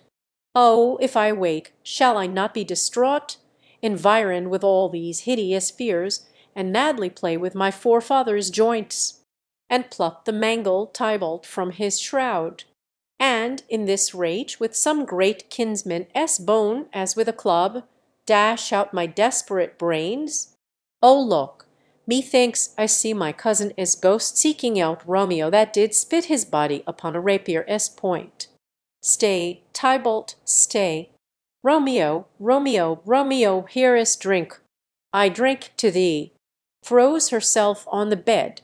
Scene Roman 4. All in Capulet's house. Enter Lady Capulet and nurse. Lady Capulet. Hold, take these keys and fetch more spices. Nurse. Nurse. They call for dates and quinces in the pastry. Enter Capulet. Capulet. Come, stir, stir, stir. The second cock hath crowed the curfew bell hath rung, 'tis 3 o'clock. Look to the back meats, good Angelica, spare not for cost. Nurse. Go, you cot quean, go, get you to bed, faith, you will be sick to-morrow for this night's watching. Capulet. No, not a whit. What? I have watched ere now all night for lesser cause, and ne'er been sick. Lady Capulet. Ay, you have been a mouse hunt in your time, but I will watch you from such watching now. Exeunt Lady Capulet and nurse. Capulet. A jealous hood, a jealous hood. Enter servants with spits, logs, and baskets. Now, fellow, what est there? First servant. Things for the cook, sir, but I know not what. Capulet. Make haste, make haste. Exit first servant. Sirrah, fetch drier logs. Call Peter, he will show thee where they are. Second servant. I have a head, sir, that will find out logs, and never trouble Peter for the matter. Exit. Capulet. Mass and well said, a merry whoreson, ha! Thou shalt be loggerhead. Good faith, 'tis day. The county will be here with music straight, for so he said he would. I hear him near. Play music. Nurse, wife, what ho! What, nurse, I say. Re-enter nurse. Go waken Juliet, go and trim her up. I'll go and chat with Paris. Hi, make haste, the bridegroom, he is come already. Make haste, I say. Exeunt. Scene V. Juliet's chamber, Juliet on the bed. Enter nurse. Nurse. Mistress. What mistress? Juliet. Fast, I warrant her she. Why, lamb, why, lady? Fie, you slug a bed. Why, love, I say. Madam. Sweetheart. Why, bride. What, not a word? You take your pennyworths now. Sleep for a week, for the next night. I warrant the county Paris hath set up his rest that you shall rest but little. God forgive me. Marry and amen. How sound is she asleep? I needs must wake her. Madam, madam, madam, I let the county take you in your bed. He'll fright you up, I faith. Will it not be? What, dressed ye and in your clothes, and down again? I must needs wake you. Lady, lady, lady, alas, alas! Help, help! My lady is dead. Oh, well a day that ever I was born! Some aqua viti ho! My lord, my lady, enter Lady Capulet. Lady Capulet. What noise is here? Nurse. O lamentable day! Lady Capulet. What is the matter? Nurse. Look, look. O heavy day! Lady Capulet. O me, o me! My child, my only life. Revive, look up, or I will die with thee. Help, help! Call help. Enter Capulet. Capulet. For shame, bring Juliet forth, her lord is come. Nurse. She is dead, DCSD, she is dead, alack the day! Lady Capulet. Alack the day, she is dead, she is dead, she is dead! Capulet. Ah, let me see her. Out, alas! She is cold, her blood is settled, and her joints are stiff. Life and these lips have long been separated. Death lies on her like an untimely frost upon the sweetest flower of all the field. Nurse. O lamentable day! Lady Capulet. O woeful time! Capulet. Death, that hath ta'en her hence to make me wail, ties up my tongue and will not let me speak. Enter Friar Lawrence and Paris with musicians. Friar Lawrence. Come, is the bride ready to go to church? Capulet. Ready to go, but never to return. O son, the night before thy wedding day hath death lain with thy bride. There she lies, flower as she was, deflowered by him. Death is my son-in-law, death is my heir, my daughter he hath wedded. I will die and leave him all. Life, living, all is death s. Paris. Have I thought long to see this morning s face, and doth it give me such a sight as this? Lady Capulet. Occurs d unhappy, wretched, hateful day. Most miserable hour that time saw in lasting labour of his pilgrimage. But one poor and loving child, but one thing to rejoice and solace in, and cruel death hath catched it from my sight. Nurse. O woe! O woeful, woeful, woeful day! Most lamentable day, most woeful day that ever I did yet behold. O day, O day, O day, O hateful day! Never was seen so black a day as this. O woeful day, O woeful day! Paris. Beguiled D, divorced, wronged, spited, slain. Most detestable death by thee beguiled thee, by cruel thee quite overthrown. O love! O life! Not life, but loved death! Capulet. Dispes D, distressed, hated, martyred D, killed D. Uncomfortable time, why cam'st thou now to murder our solemnity? O child! O child! I soul, and not my child, dead art thou. Alack, my child is dead, and with my child my joys are buried. Friar Lawrence. Peace, ho, for shame! Confusion cure lives not in these confusions. Heaven and yourself had part in this, fair maid, now heaven hath all, and all the better is it for the maid. Your part in her you could not keep from death, but heaven keeps his part in eternal life. The most you sought was her promotion, for 'twas your heaven she should be advanced d, and weep ye now, seeing she is advanced d above the clouds, as high as heaven itself. Oh, in this love, you love your child so ill that you run mad, seeing that she is well. She is not well married that lives married long, but she is best married that dies married young.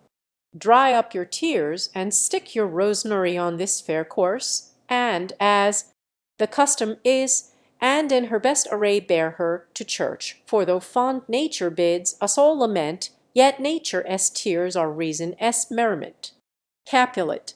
All things that we ordained festival turned from their office, to black funeral our instruments, to melancholy bells our wedding, cheer to a sad burial feast, our solemn hymns to sullen dirges chained, our bridal flowers serve for a buried corse, and all things change them to the contrary. Friar Lawrence. Sir, go you in, and, madam, go with him, and go, Sir Paris, every one prepare to follow this fair course unto her grave. The heavens do lower upon you for some ill, move them no more by crossing their high will. Exeunt Capulet, Lady Capulet, Paris, and Friar. First Musician. Faith, we may put up our pipes and be gone. Nurse. Honest good fellows, put up, for well you know this is a pitiful case. First Musician. Ay, by my troth, the case may be amended. Exit Nurse. Enter Peter. Peter. Musicians, oh, musicians, heart s ease, oh, and you will have me live play heart s ease.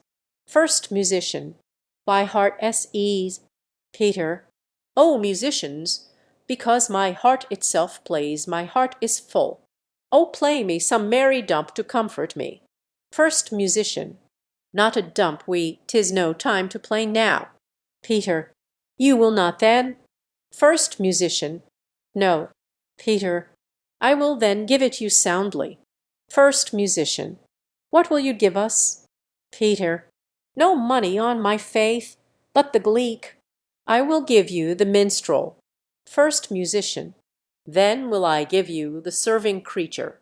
Peter. Then will I lay the serving creature s dagger on your paddy. I will carry no crotchets. I'll re you, I'll fie you. Do you note me? First Musician. And you re us and fa us, you note us. Second Musician. Pray you put up your dagger, and put out your wit. Peter. Then have at you with my wit. I will dry beat you with an iron wit, and put up my iron dagger. Answer me like men. When griping griefs the heart doth wound, and doleful dumps the mind oppress, then music with her silver sound. Why silver sound? Why music with her silver sound? What say you, Simon Catiling? First Musician. Marry, sir, because silver hath a sweet sound. Peter. Prates. What say you, Hugh Rebeck? Second Musician. I say silver sound because musicians sound for silver. Peter. Prates too. What say you, James Soundpost? Third Musician. Faith, I know not what to say. Peter. Oh, I cry you mercy, you are the singer. I will say for you. It is music with her silver sound, because musicians have no gold for sounding. Then music with her silver sound with speedy help doth lend redress. Exit. First Musician. What a pestilent knave is this same? Second Musician. Hang him, Jack. Come, we in here, tarry for the mourners, and stay dinner. Exeunt. Act V. Scene I. Mantua. A street. Enter Romeo. Romeo. If I may trust the flattering eye of sleep, my dreams presage some joyful news at hand. My bosom as Lord sits lightly in his throne, and all this day an unaccustomed spirit lifts me above the ground with cheerful thoughts. I dreamt my lady came and found me dead, strange dream, that gives a dead man leave to think, and breathed such life with kisses in my lips, that I revived and was an emperor. Ah me, how sweet is love itself possessed when but love as shadows are so rich in joy. Enter Balthasar. News from Verona. How now, Balthasar? Dost thou not bring me letters from the friar? How doth my lady? Is my father well? How fares my Juliet? That I ask again, for nothing can be ill if she be well. Balthasar. Then she is well, and nothing can be ill.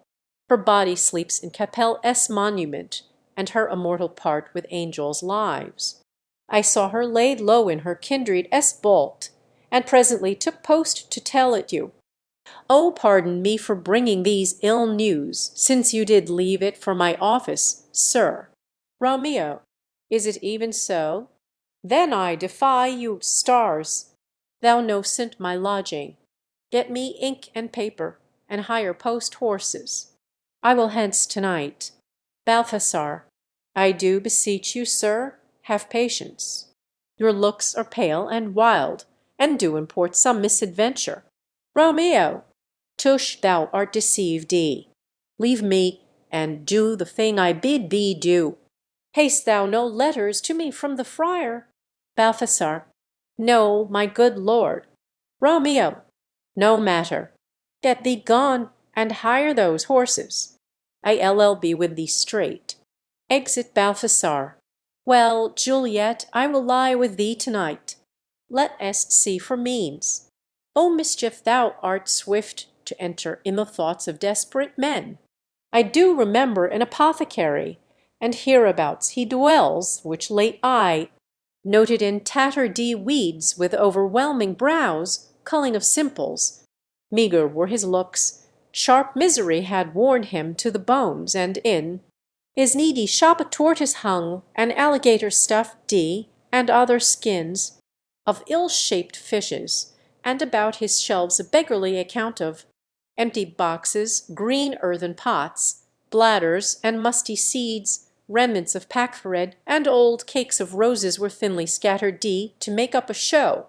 Noting this penury, to myself I said, and if a man did need a poison, now, whose sale is present death in Mantua, here lives a caitiff wretch would sell it him. Oh, this same thought did but foreign my need, and this same needy man must sell it me. As I remember, this should be the house. Being holiday, the beggar's shop is shut. What ho! Apothecary, enter apothecary. Apothecary, who calls so loud? Romeo, come hither, man, I see that thou art poor. Hold, there is 40 ducats.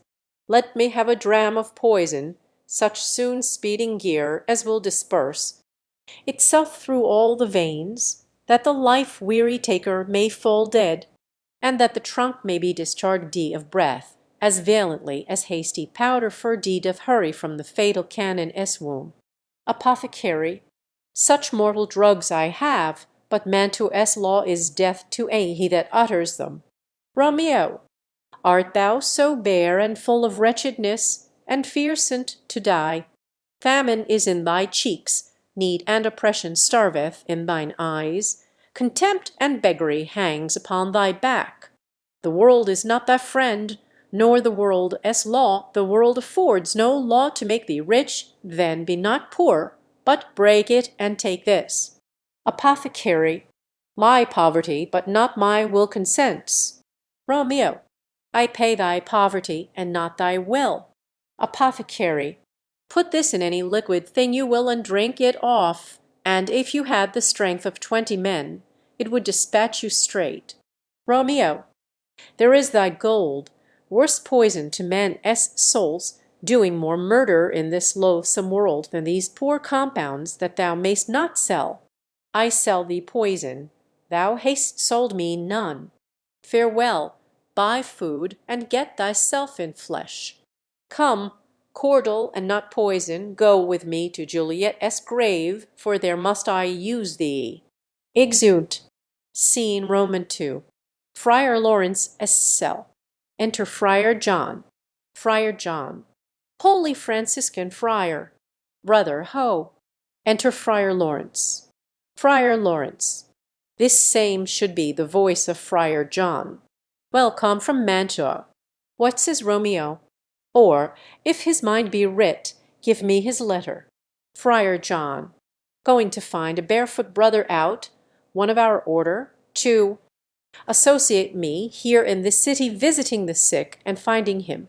The searchers of the town, suspecting that we both were in a house where the infectious pestilence did reign, sealed up the doors, and would not let us forth, so that my speed to Mantua there was stayed. Friar Lawrence. Who bear my letter then to Romeo? Friar John.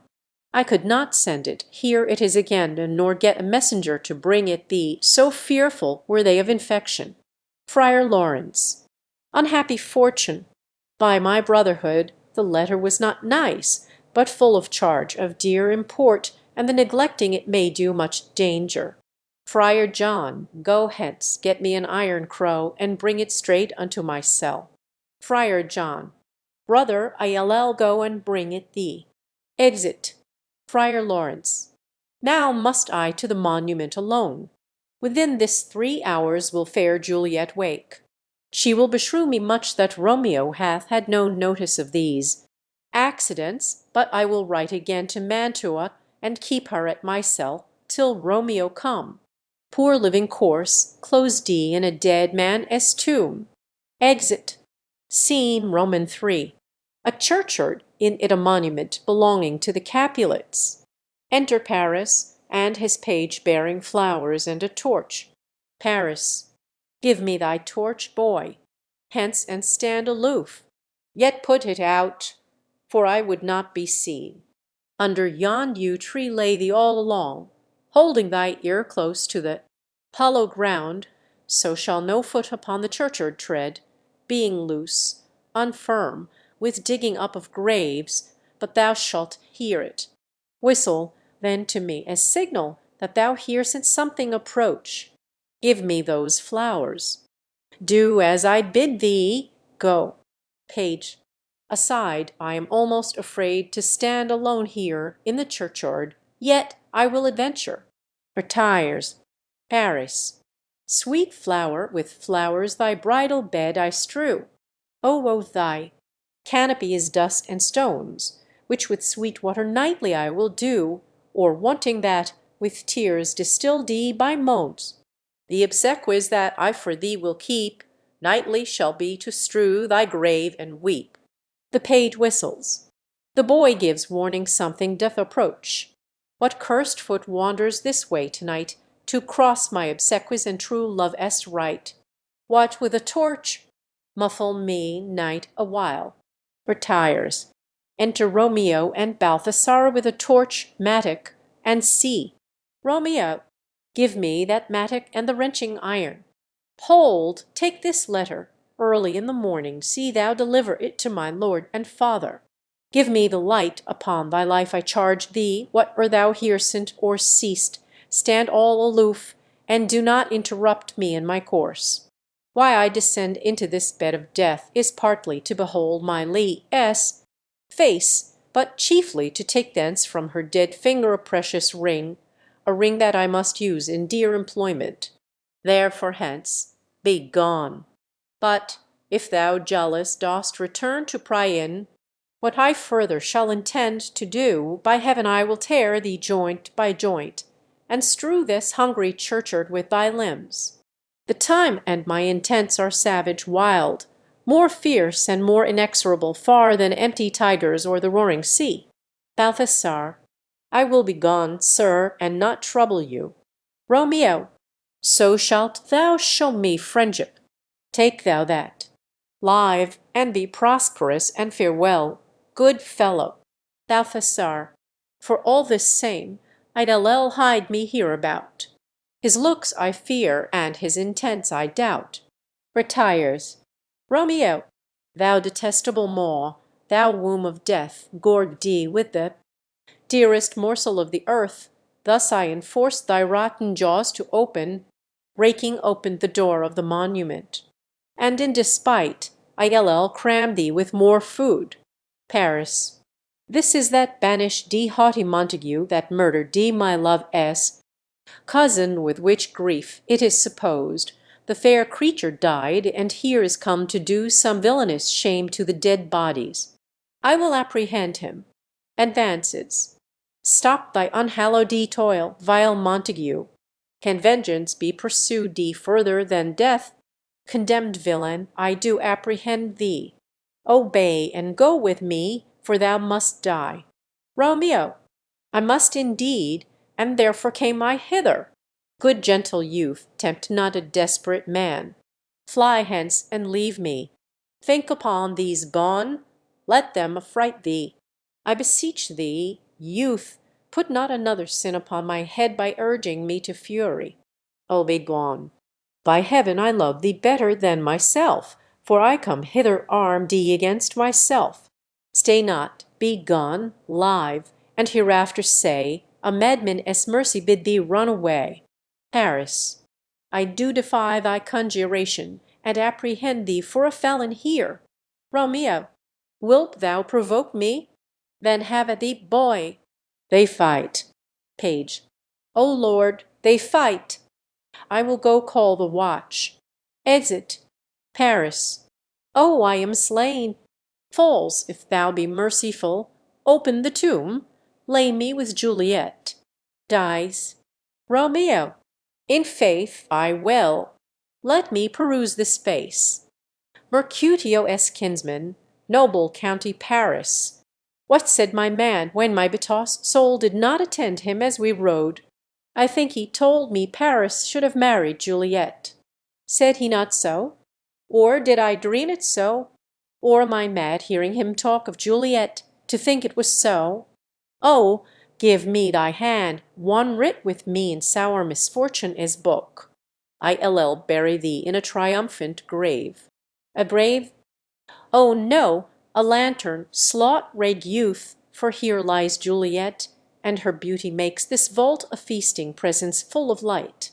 Death, lie thou there by a dead man interdit, laying Paris in the monument. How oft when men are at the point of death have they been merry, which their keepers call a lightning before death. Oh, how may I call this a lightning? O my love, my wife, death that hath sucked thee the honey of thy breath, hath had no power yet upon thy beauty. Thou art not conquered. Beauty as ensign yet is crimson in thy lips and in thy cheeks, and death as pale flag is not advanced there. Tybalt, least thou there in thy bloody sheet. Oh, what more favour can I do to thee than with the hand that cut thy youth in twain to sunder his that was thine enemy? Forgive me, cousin. Ah, dear Juliet, why art thou yet so fair? Shall I believe that unsubstantial death is amorous, and that the lean abhorred monster keeps thee here in dark to be his paramour? For fear of that I still will stay with thee, and never from this palace of dim night depart again. Here will I remain with worms that are thy chambermaids. Oh, here will I set up my everlasting rest, and shake the yoke of inauspicious stars from this world-wearied flesh. Eyes, look your last. Arms, take your last embrace. And lips owe you. The doors of breath seal with a righteous kiss a dateless bargain to engrossing death. Come, bitter conduct, come, unsavory guide. Thou desperate pilot, now at once run on the dashing rocks thy sea-sick weary bark. Here as to my love! Drink, so true apothecary. Thy drugs are quick. Thus with a kiss I die. Dies. Enter at the other end of the churchyard Friar Lawrence, with a lantern, crow, and spade. Friar Lawrence. Saint Francis be my speed. How oft tonight have my old feet stumbled at graves! Who is there? Who is it that consorts so late the dead? Balthasar.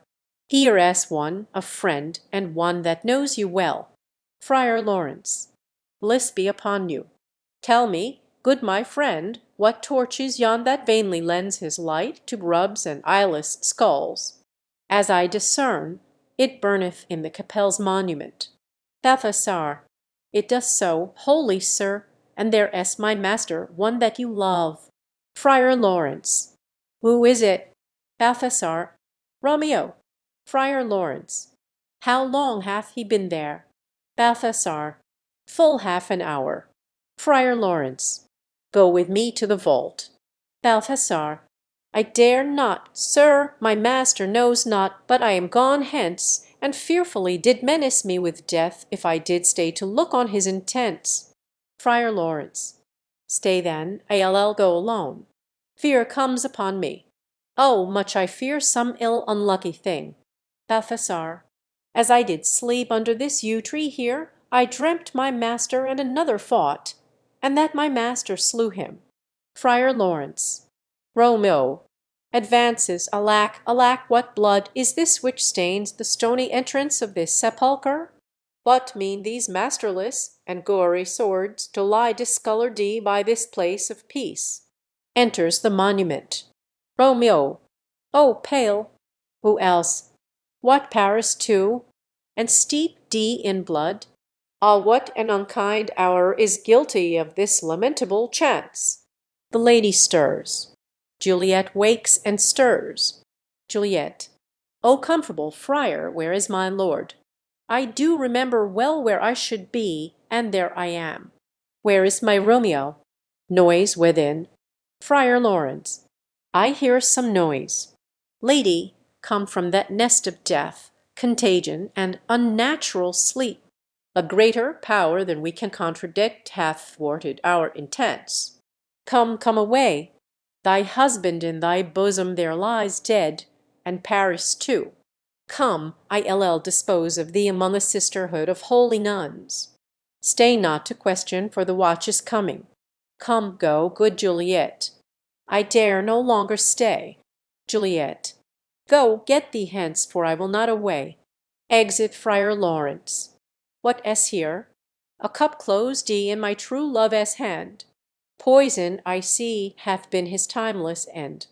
O churl, drink all, and left no friendly drop to help me after. I will kiss thy lips. Haply some poison yet doth hang on them, to make me die with a restorative. Kisses him. Thy lips are warm. First watch. Within lead boy. Which way? Juliet. Yea, noise. Then I'll be brief. O happy dagger, snatching Romeo's dagger. This is thy sheath. Stabs herself there rest, and let me die. Falls on Romeo's body and dies. Enter watch with the page of Paris. Page. This is the place. There where the torch doth burn. First watch. The ground is bloody. Search about the churchyard. Go, some of you, woe you find attach. Exhumed some of the watch. Pitiful sight! Here lies the county slain, and Juliet bleeding, warm, and newly dead, who here hath lain this 2 days buried. Go tell the prince, run to the Capulets. Raise up the Montagues, some others search.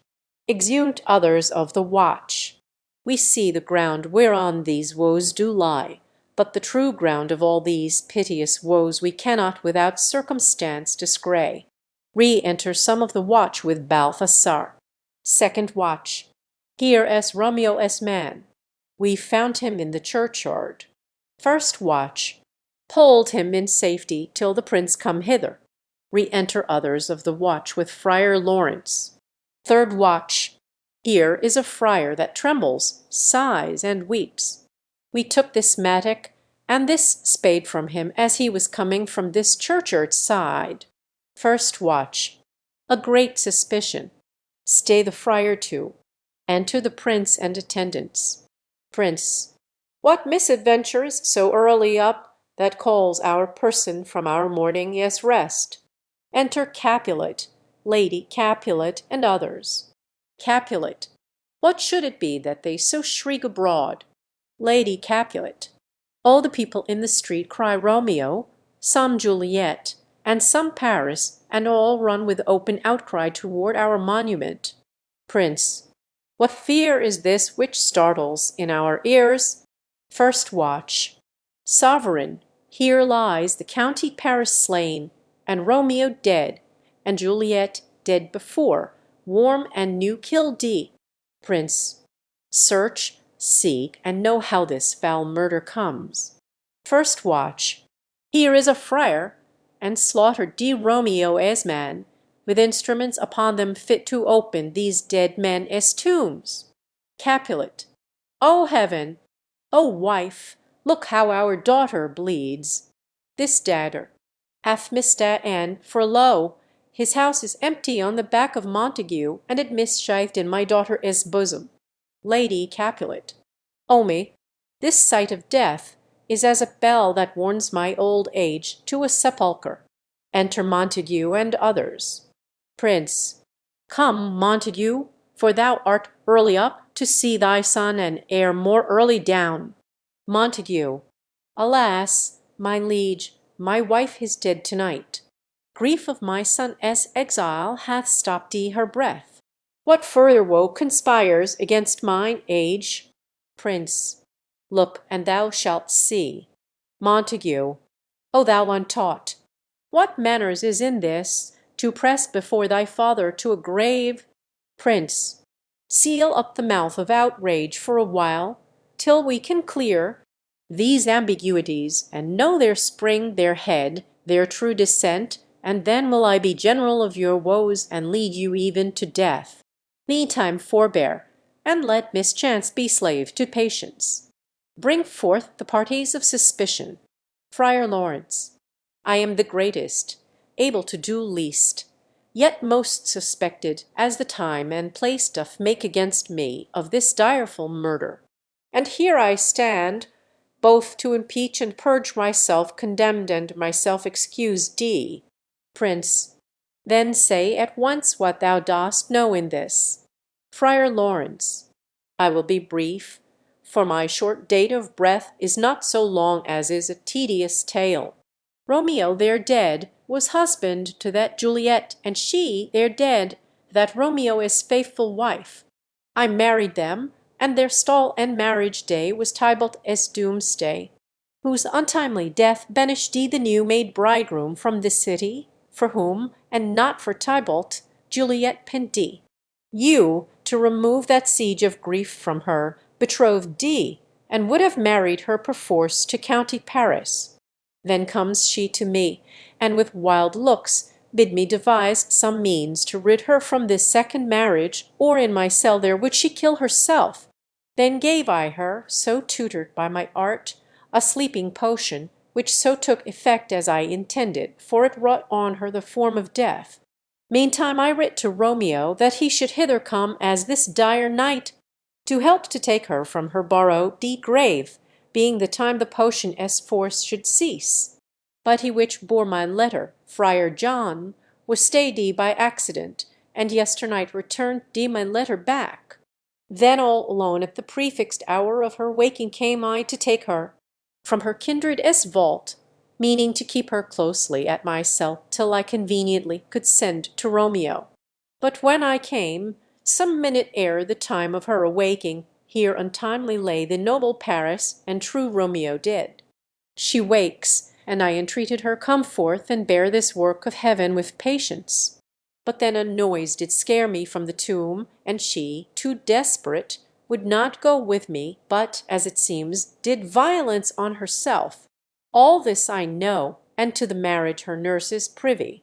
And if aught in this miscarried by my fault, let my old life be sacrific some hour before his time, unto the Ridder of severest law. Prince. We still have known thee for a holy man. Whereas Romeo's man, what can he say to this? Balthasar. I brought my master news of Juliet's death, and then in post he came from Mantua to the same place, to this same monument.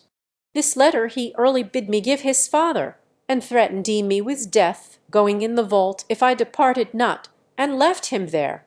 Prince. Give me the letter, I will look on it. Where is the county's page that rides the watch? Sirrah, what made your master in this place? Page. He came with flowers to strew his lady's grave, and bid me stand aloof, and so I did. Anon comes one with light to ope the tomb, and by my master drew on him, and then I ran away to call the watch. Prince. This letter doth make good the friar's words, their course of love, the tidings of her death. And here he writes that he did buy a poison of a poor apothecary, and therewithal came to this vault to die, and lie with Juliet. Where be these enemies? Capulet, Montague, see what a scourge is laid upon your hate, that heaven finds means to kill your joys with love. And I, for winking at your discords too, have lost a brace of kinsmen. All are punished. Capulet. O brother Montague, give me thy hand. This is my daughter jointure, for no more can I demand. Montague. But I can give thee more, for I will raise her statue in pure gold, that whiles Verona by that name is known, there shall no figure at such rate be set as that of true and faithful Juliet. Capulet. As rich shall Romeo by his lady lie, poor sacrifices of our enmity. Prince. A glooming peace this morning with it brings, the sun for sorrow will not show his head. Go hence, to have more talk of these sad things. Some shall be pardoned and some punished, for never was a story of more woe than this of Juliet and her Romeo.